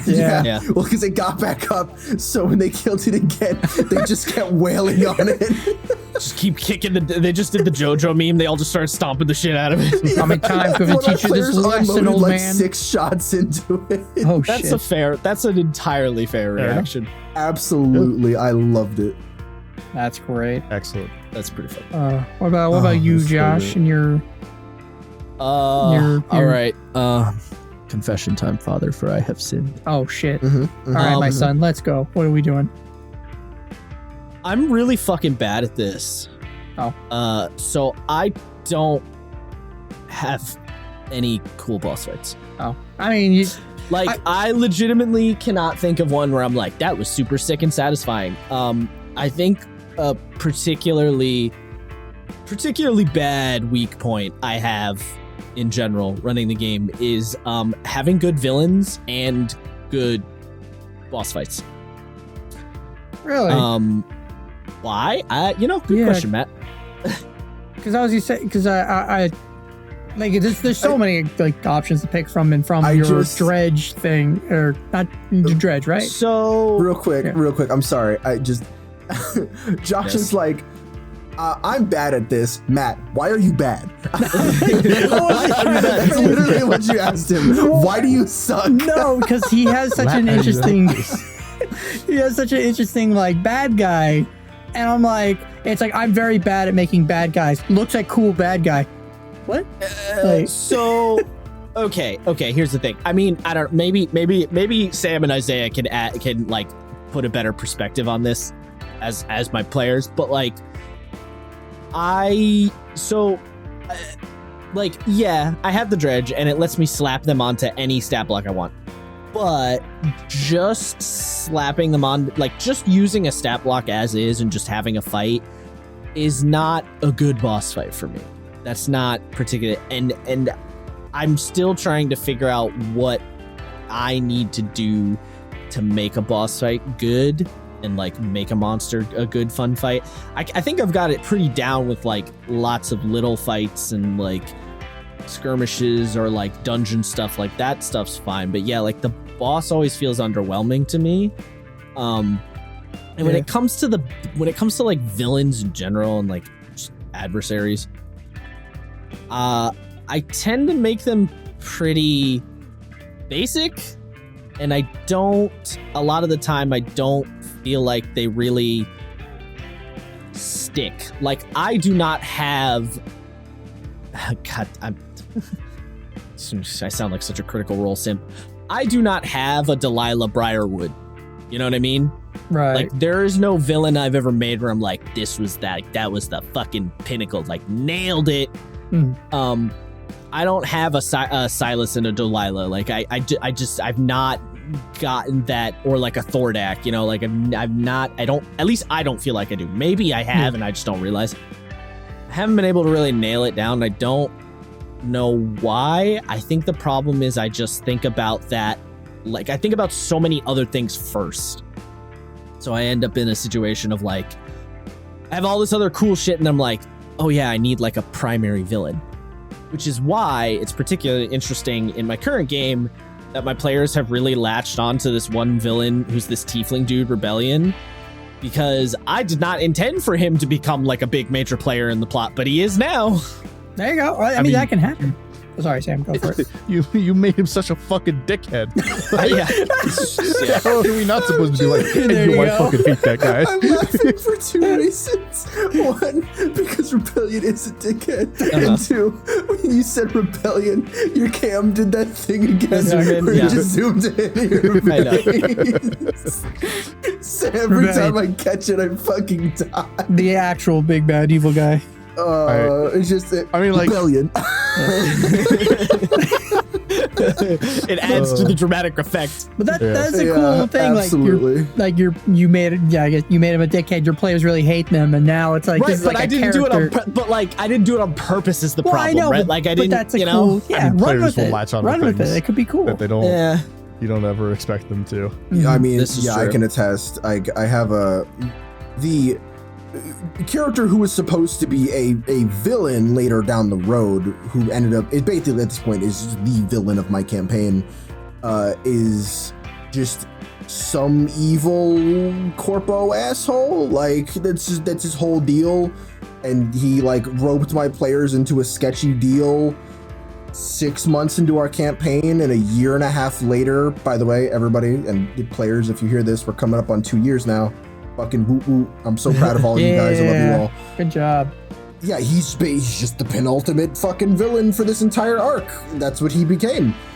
And it's just very funny that like it just happens that way. Like it's not planned. I did not plan on Gariel being fucking Big Dick McGee villain Gator Man, but he is now. Like happens. we rarely know that characters will become John Dark Souls Cock McBig Huge, but they often do. Yeah. Yeah. But- I don't know. I just can't think of like, I don't know. Again, I'm gonna cheat and offload my work here. There you go. Sam, you've been in most of my games. Like any boss fight or villain be that honest. stands out. You want to know? Yeah. You really want to know the one that sticks with me the most? Is it the 100%. Inquisitor? No, Big Hammer guy from Big Souls Hammer. of Steel. Oh, I didn't play. What? Oh, That's a big sad. That one sticks Yeah. with me a lot. weird. I know, right? That's a weird one. That's the one that I think about the most. Mostly because I Interesting. stole the kill, but also You did steal the kill. let me just say that Souls of Steel campaign, it was literally like everybody else in the front lines, me, and that's another kill. That's Check another. mark. Yeah. Yeah, Sam check mark. did a very similar thing he's Check doing with mark. Leah in our current campaign, where he would just snipe from downtown and just get mad kills. Nice. Yeah. Yeah. I That's don't kind intend to do these things, Yeah. but like it happens. that is a funny one. I would not have even. I know, right? I don't even remember who that was or what his name was. I don't remember either. All I remember is he had a big hammer. Yeah. Big hammer, big city fight. That's what But I I mean, remember. yeah. But like the fact there was that also, I think there was a fight with the Manticore in a Dungeon World game that we ran that I remember as well. Yeah, that one shot. That was a pretty memorable one. yeah, that was a good one. That's true. The Manticore was fun. I did like. I mean, the Manticore. I also just think Manticores are fucking lit. Manticores Yeah. are cool. There, I've cool. like quite literally, I've had dreams about Manticores. I'm like, I don't know why this is happening, but I'm okay with this. Now, what kind of dreams are we talking here, Sam? Are we talking like? Literally in the English countryside at night, Manticores just there. Like, excuse Matt, me? were you just trying to ask Sam if he banged a Manticore in his dreams? I mean, I I mean- would be ashamed if he didn't. right? I don't have sex dreams, so Dang. no, Damn. This is not a tangent we're gonna go on. no. Anyway, Yeah. But I guess, yeah. as someone who Yes. thinks about this stuff way too much, I mean, one thing you could do is it's obviously, you know, you have the like there's the making the NPCs, all that jazz. Like you can take in the DMG, but like Well, like it's okay. always like what's the bad guy's goal? Like what is their goal, and then what Right. are they doing to? So that's the thing, right? I know how to do it. I know what the method is. Mhm. I've stumbled into it a few times, but I seem to keep fucking it up. I can't like. Okay, let me give you a Yeah. very specific example. So Sam, you remember with the Stars Without Number campaign? yeah, I know exactly. what I'm you're blanking talking on the character's name, but the bad guy that you guys like chased around the fucking galaxy for a little while. Yeah. The dude who like stole the artifact. You remember all that? Mhm. Yeah. Okay. about. I remember. I wanted him to be cool and like matter and like be a big deal, and he just didn't. Like my players just didn't give a fuck. They just clowned him and were like, whatever, loser, like lick my balls. I mean, so the when I fuck. I'm having memories flood back. When like we had the fight with the guy who just kind of manifested after we found like the ancient alien site, and then life picked up the alien orb and had his consciousness fused with an alien. That was a great time. Yeah. Definitely did not change that entire character arc. Yeah, see, like all. that was a fun character, but not a villain. Yeah. I mean, it was a boss fight though, is what I'm getting at. Like leading up to it, yeah. Because like, you know, it's I don't think boss fights need to be particularly led up to in a particular way, as long as the scenario makes sense.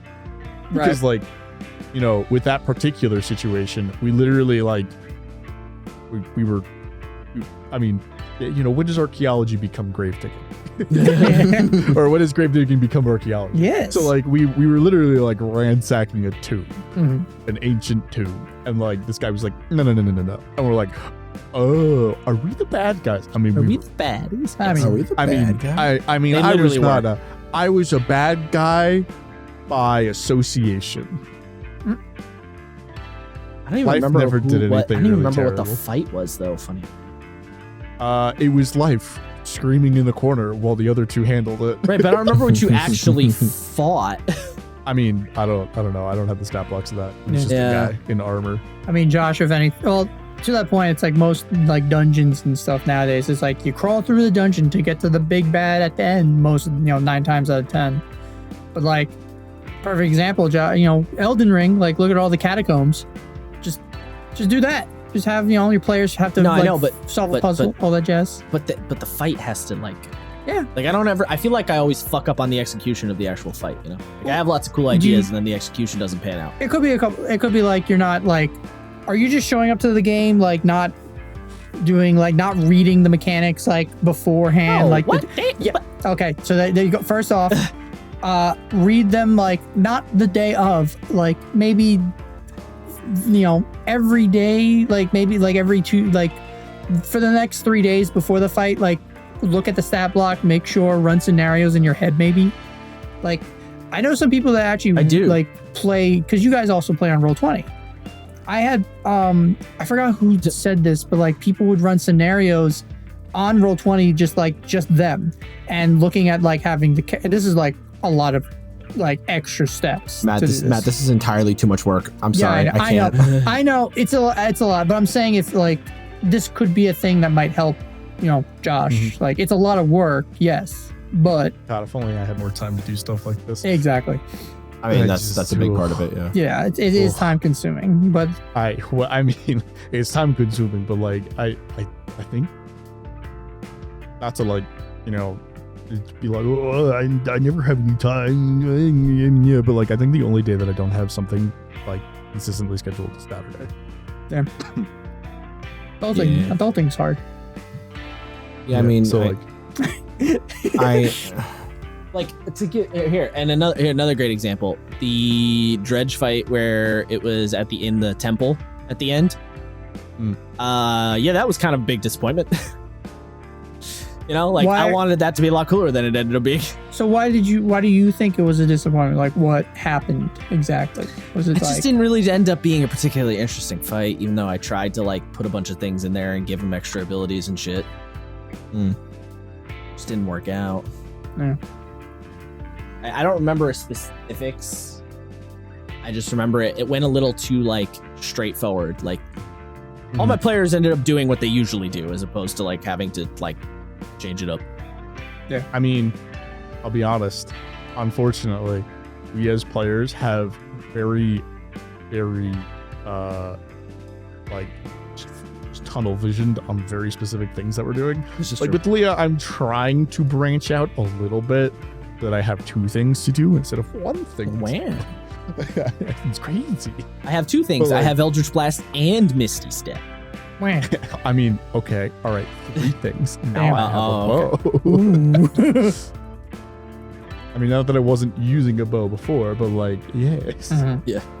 But yeah, like we're all pretty focused, and like, let's be real, one of our characters doesn't really do a whole lot in combat, so he's usually just like, well, I'm out of offense and support spells, so let's just start swinging. And I mean, you say he doesn't do a lot, but like, I feel like Zafir does quite a lot in terms of like secondary backup stuff, you know? Yeah, he does. So it's like, I didn't say he didn't do a lot in combat, like as in general. More like he has a few things he can do, and then once he's like, well, I'm out of charges of the one ability, I swing.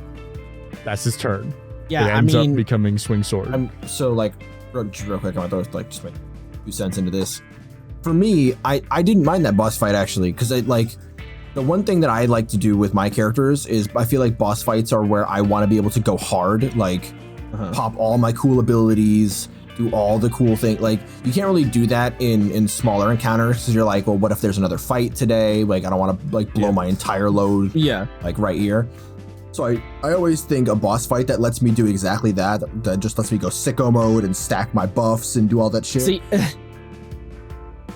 it's funny too, because I find the little fights I'm more successful, or I feel like I am. Maybe that's a misconstrued perception. I don't know. I mean, I think your most successful fight in this campaign has definitely been the Bone Naga, and that's the fight that I had the most fun in. Fighting against the Bone Naga? Yeah. It's a weird one because I like barely remember that. No, I just the white fanging that Bone Naga was just like perfection. Going back to that whole, it's about the presentation and not the actual combat. True. But like, it's funny, the fight that sticks my head the most was the fight with Lycos where you choked him to death in his own poison thought or fog I mean, cloud. that one is just That was definitely a good one. Yeah. That's pretty funny. Because that one just ended very, very quick. Well, that fight was also interesting too because I think, you know, because you were dipping, because the room was small and you were like dipping and dodging out, and like he used invisibility and he was using spells and shit. Like there's a lot going on. Oh, actually, you know, for one fight that I wanted to be cool and did actually turn out to be cool was the fight in the marketplace with the gold sentinels and the followers of the dead 3 and all that, where Brett and Ant, that whole set, that was actually a good one. I was like, when did we do that? Oh, flashback. Yeah, that was the flashback. Yeah, right. That was like, actually a good. That one was one that I was like, this is gonna be cool, and it actually ended up pretty cool. Consistently 1v8'd those fucking cultists. Yeah. Oh, no. I think my favorite part about that is that was the beginning of me going, I can just kite things. Yes. Yep. Yeah, no, Matt, there was I was protecting a bunch of civilians from these cultists, and like for like 3 hours, just consistent 8-on-1, and they either couldn't hit or just didn't do enough damage. I just sat there going, yes. It's like, this is unfortunate for you. Yeah, it was very much I'm not trapped in here with you, you're trapped in here with me. Yeah. Because one by one those cultists just started to go down. Yep. Yeah. That's great. Very happy with that. Yeah. So yeah, that is you hit me in a weak spot, Matt. That is a thing that I feel shaky on. Yeah, I mean, it's one of those things that it's not really written in the game as a boss. You like, here are boss monsters. Yes, there are creatures that are legendary and all that, jazz. But like, there's no real like, this is a boss monster. Although maybe there should be. Well, they kind of did with mythic monsters. Kind of, but but mythic monsters are only boss monsters at really high level. I think it would be rather interesting if at every tier of play, every couple of CR, they specifically labeled monsters as boss monsters and gave them unique mechanics. Because 4E kind of did that, right? 4E kind of had a monster tag system where monsters had roles and stuff like that. Maybe that's a thing they should consider. Maybe. You know what I mean? Like, because imagine, right? Because picture, if you will, your players are level 2 or 1. And you're like, I want them to fight a bunch of goblins, and then I want them to fight like a goblin boss at the end. What if there was literally a stat block that was goblin, boss, and he has special boss goblin abilities. So even though your players are level 1, where a lot of people say the game is shitty and boring, because there's not a lot going on and there's not a lot you can do to your players because, you don't want to just like auto kill them. If there were specific mechanics first, then you could give your players the cool fight the boss feeling at every level, or at least every couple of levels. Well, this is going to the Matt Colville action-oriented monsters where you get a goblin. I want wizards to put it in the game. I know. Wizards. Yeah. I'm calling you out. But and then actually looking at like mythic monsters in Van Richten's guide, there is the Dual Hand, which is a CR10 mythic monster. That's cool. And it's like, Dual Hand, the Headless Horseman, all that stuff. It has floating skeletons, and it's like, that's sick. You know something that should get handed out more? Legendary actions at more levels. Yeah. Something I saw in Mythic Odysseys of Theros, I was gonna say they did that in Theros. Yes, Yeah. something that was super cool in Theros is the Fleece Mane Lion, which if any of you out there are, into Greek mythology, the Fleece Mane Lion is very famous because it's the one that Hercules killed by choking the shit out of it to death and then wore its pelt. The Fleece Mane Lion's cool because his mane makes him like, he's basically super durable because of the hair. It's like magically armored hair or some shit. I forget exactly what the myth is. So the Fleece Mane Lion is only CR3, but it has legendary actions. More of that. I think that would help a lot actually with monster design, is like having legendary actions on lower level monsters. Yeah, I think the unicorn is like the only really low level monster in the monster manual that has legendary actions. I think it's like CR5. Even that low? It's CR5. Is it? Yeah, it's. I think Theros made a lower CR creature that had that. The Fleece Mane Lion's the one I know of, and it's CR3. Yeah, that's really cool though. That's true. The unicorn is, you're right. That's true. Yeah, I didn't know about the lion. That's good. like that I think is, because that is essentially, right? That legendary actions are essentially a boss monster thing, right? If you give a creature legendary actions, you're kind of implying it's probably going to be some sort of a boss monster. So, right. And they've been doing a thing lately with some monsters have only like one or two legendary actions. So yeah, well, that's what I mean. Yeah. Give like lower level versions, right? Mm-hmm. Imagine if we go back to the Goblin Boss scenario, the Goblin Boss has a legendary action that like when he can like revive 3 goblins around him, and it's because he just tells them to get the fuck back up and fight or whatever, and like that's his legendary action or something, like stuff like that. I was gonna say something like he makes all of the goblins within like a certain within their reaction to make an attack. Oh yeah, that's a good one too. Actually, I like that better. I just think of something like the 40k orcs loading goblins into cannons and firing them at people. There's a monster that does that. The ogre, Howda, I think, Flinger or something. Yeah, I love that. It's That's amazing. So cool. That they use that in Storm King's Thunder. Wait, really? Do they do, but it's not a fun encounter. It's one of the low level ones. Yeah, it's the shitty low level mass combat encounter that Sam talked about a while ago. Yeah, okay, we probably avoided that then. All right, that's good. But yes, they do the thing where the ogres fling goblins. Damn, that sounds like it would have been cool.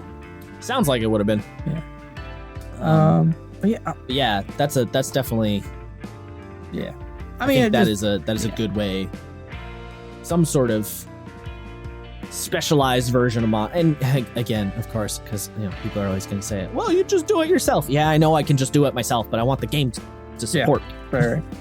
I do like to, and they did this because it just happened to me, like monsters with other forms. Like I know there's mythic actions and stuff, but like monsters that have different stat blocks, and you fight them like one after the other.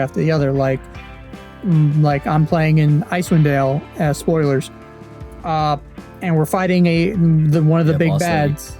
Yeah, and we fought them in their first form. They transformed into a bigger monster, and we're like, oh shit. Then we took that out. Then they had a third form where they're this even bigger monster, and you're like, oh no.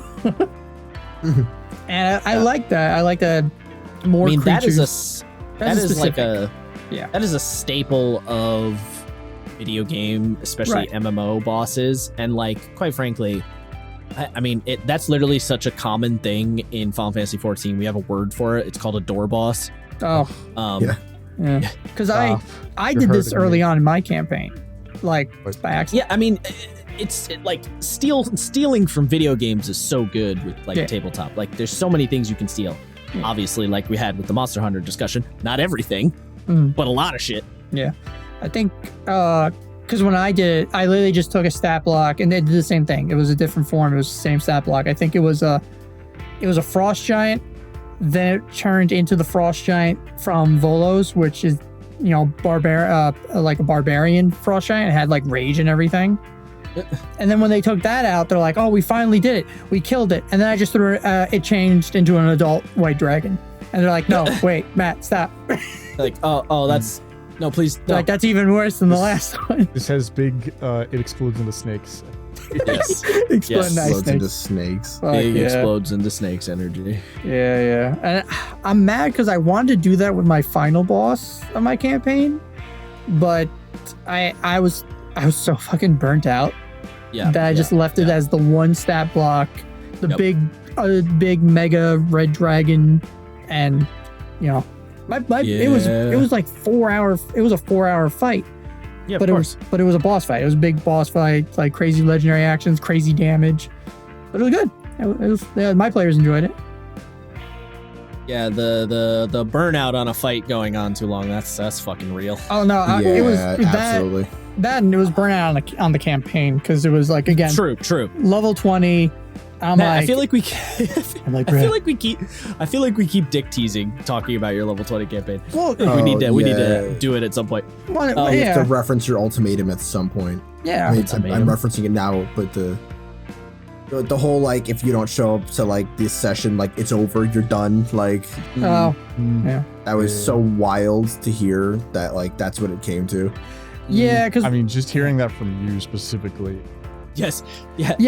I feel bad because like and because of that, I do feel bad whenever I miss like a game here or with our group or with but like, I mean, it was a little different there though. I just for the internet's sake, Matt is Matt's just a teddy bear of a human being. So the fact that he got to the point of an ultimatum for his players is like he was real on the edge. It was partially. Yeah, it was partially, guys, show the fuck up. What are you doing? But also, I was taking it a bit too personally. And this is something that I've had to really work on as a dungeon master is like, sometimes life happens, players don't show up to a game, and as annoying and as mad as you can get, you just have to deal. And it's something that, like, you know, as weird as childish, like, I used to take it personally, which is really like childish, like thinking about it now. And I'm like, I set up all this stuff for them. How did they not show up to my game? I thought we were having fun. And then it depends because Matt, I got a personal situation. I don't think I've actually talked about this. So I've referenced the campaign several times now. Boog the Mighty, my first player death, the Mute Cube. The reason why that campaign ended is because 2 of my players went on a day trip. Did not say anything until 2 hours past session time saying, "Oh, we're not going to show up." Fuck. Yeah. I took that one personally. Yeah. And I was like, "Hey, look, context." It was the argument afterwards that made me really take it personally. I was like, "Hey, you know, if you're going to be late, I don't really care all that much. Just tell us. Like, don't show up 2 hours late." Because, you know, whatever reason.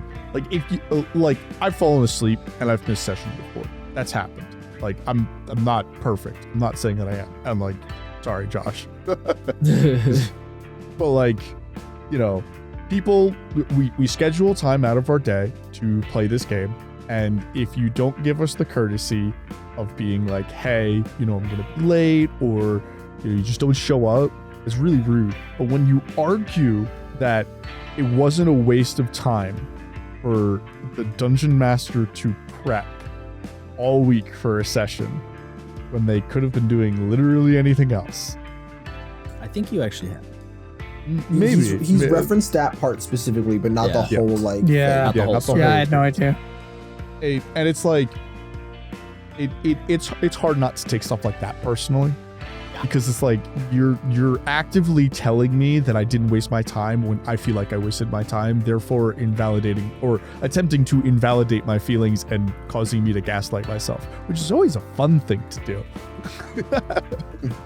Damn. Yeah. But like, you know, Yeah. I don't think it's childish to take these things personally. I think it depends on the context. Yeah. And like, you know, if a player's gonna cancel, player's gonna cancel. If a player's gonna be late, they're gonna be late. Yeah. It's really the communication that happens in between these things that matters, because if they can't communicate that they're gonna be late or they're gonna miss session, they're being irresponsible Yeah. and wasting everybody's time that is involved. Mm-hmm. Correct.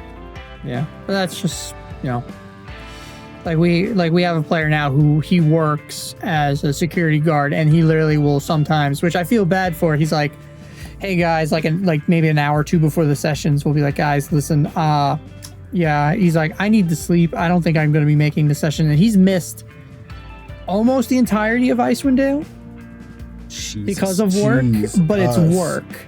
And it's one of those things where, like, you know, he's one of our friends, so we're like, yeah, it sucks, man. But like, there's been times where we've had to play his character because it's like, man, it'd sure be nice if we had the cleric right now. I feel like, I mean, I don't want to, like, I don't know, Matt's player, if you listen to this, don't like take this personally. I feel like at that point I would just bow out and be like, hey, I'm just not going to be in the campaign anymore. It's like not worth fighting it, you know? Right. Like, Yeah. Well, I think we did the thing where it's like, listen, when you're able to play, hop in, doesn't matter. Like, because I feel like kind of like the Ashley Johnson Critical Role thing, where it's like when she shows up in the earlier campaigns, she was there and then she would be gone, and they, you know, write something off. And that's kind of what we're doing with him and some of the other players in my Thursday group, because again, like, life happens. So, but we do have at least like a core group who's there every week. yeah. So, yeah. Every day. yeah. And if a player is missing, just do the Adventure League thing of, oh yeah, they just disappear. It's fine. Don't worry about it. Don't worry about it. Don't write. They just don't exist anymore. Yeah, don't do the old school thing of like, oh no, the character was kidnapped. Oh, now we gotta go save him, and that's a whole new adventure today. No, just they disappear. They will reappear when that player, like as players, we all know characters just they have amnesia. It doesn't matter. It's fine. Who is that guy? I don't know. He doesn't exist. It's fine. Yeah, I mean, I don't remember who. I don't remember exactly who was telling me this, but someone was telling me, I remember at one point, that for their game, their solution to the problem was that, like, the DM made a character who was just, like, he was basically a Shendul kind of thing. He was like a weird interdimensional wizard type character who had like a bag, and anytime a player wasn't present, he would just like put them in the bag. And they were just like in the other bag dimension, and everyone just acknowledged that, you know what, he'll give them back to us eventually. It's fine, he'll come back. And that was just like the DM fiat answer problem. I feel like I've heard this before. I don't know where it's from, but I've heard this before. I think it was one of our friends at school, but I don't remember who. Yeah. But yeah, that was just the method. Was just the giant wizard hand came down and just plopped someone into the bag, and it's like, oh well, they'll come back eventually. There goes Phil. All right, well, yeah, we'll see Phil later. Later. But yeah. I'm trying to think of other, because I've done a lot of D&D, so I've done a lot of different like bosses and stuff, but I'm trying to remember like the ones that really stick out to me. Oh man, yeah. So there's the form changing fight. Definitely I think actually another form changing fight. I did the Star Spawn, and then it changed into. It's from Van Richten's guide. It's the really messed up looking one where it's like the emissary. It's just a giant pile of meat and animal and teeth and tentacles, and it's horrifying. And then my players are like, and animals. If you look at the art, yeah, I'm sorry. All right, yeah. Well, if you look at the art, it's like a giant pile of meat and tentacles with a bunch of different animal faces like trying to come out of it. And you're like, wow, God, it's horrifying. Sounds like one of the last bosses. Yeah.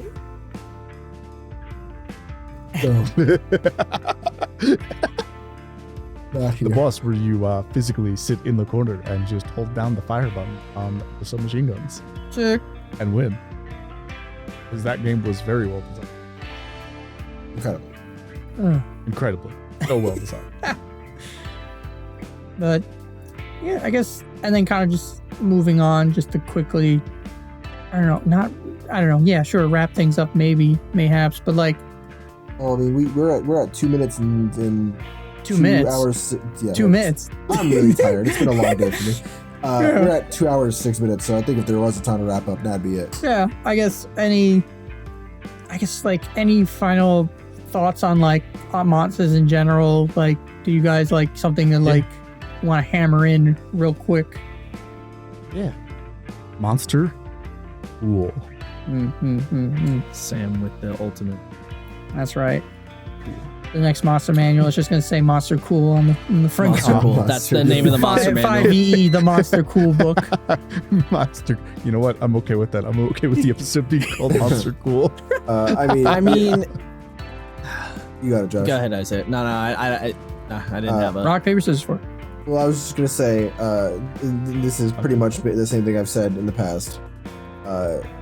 If you're designing a boss fight out there, just if you think it's exciting and you treat it like it's exciting, your players will almost definitely reciprocate that feeling. You know, just you're gonna get as much enthusiasm as you put into it.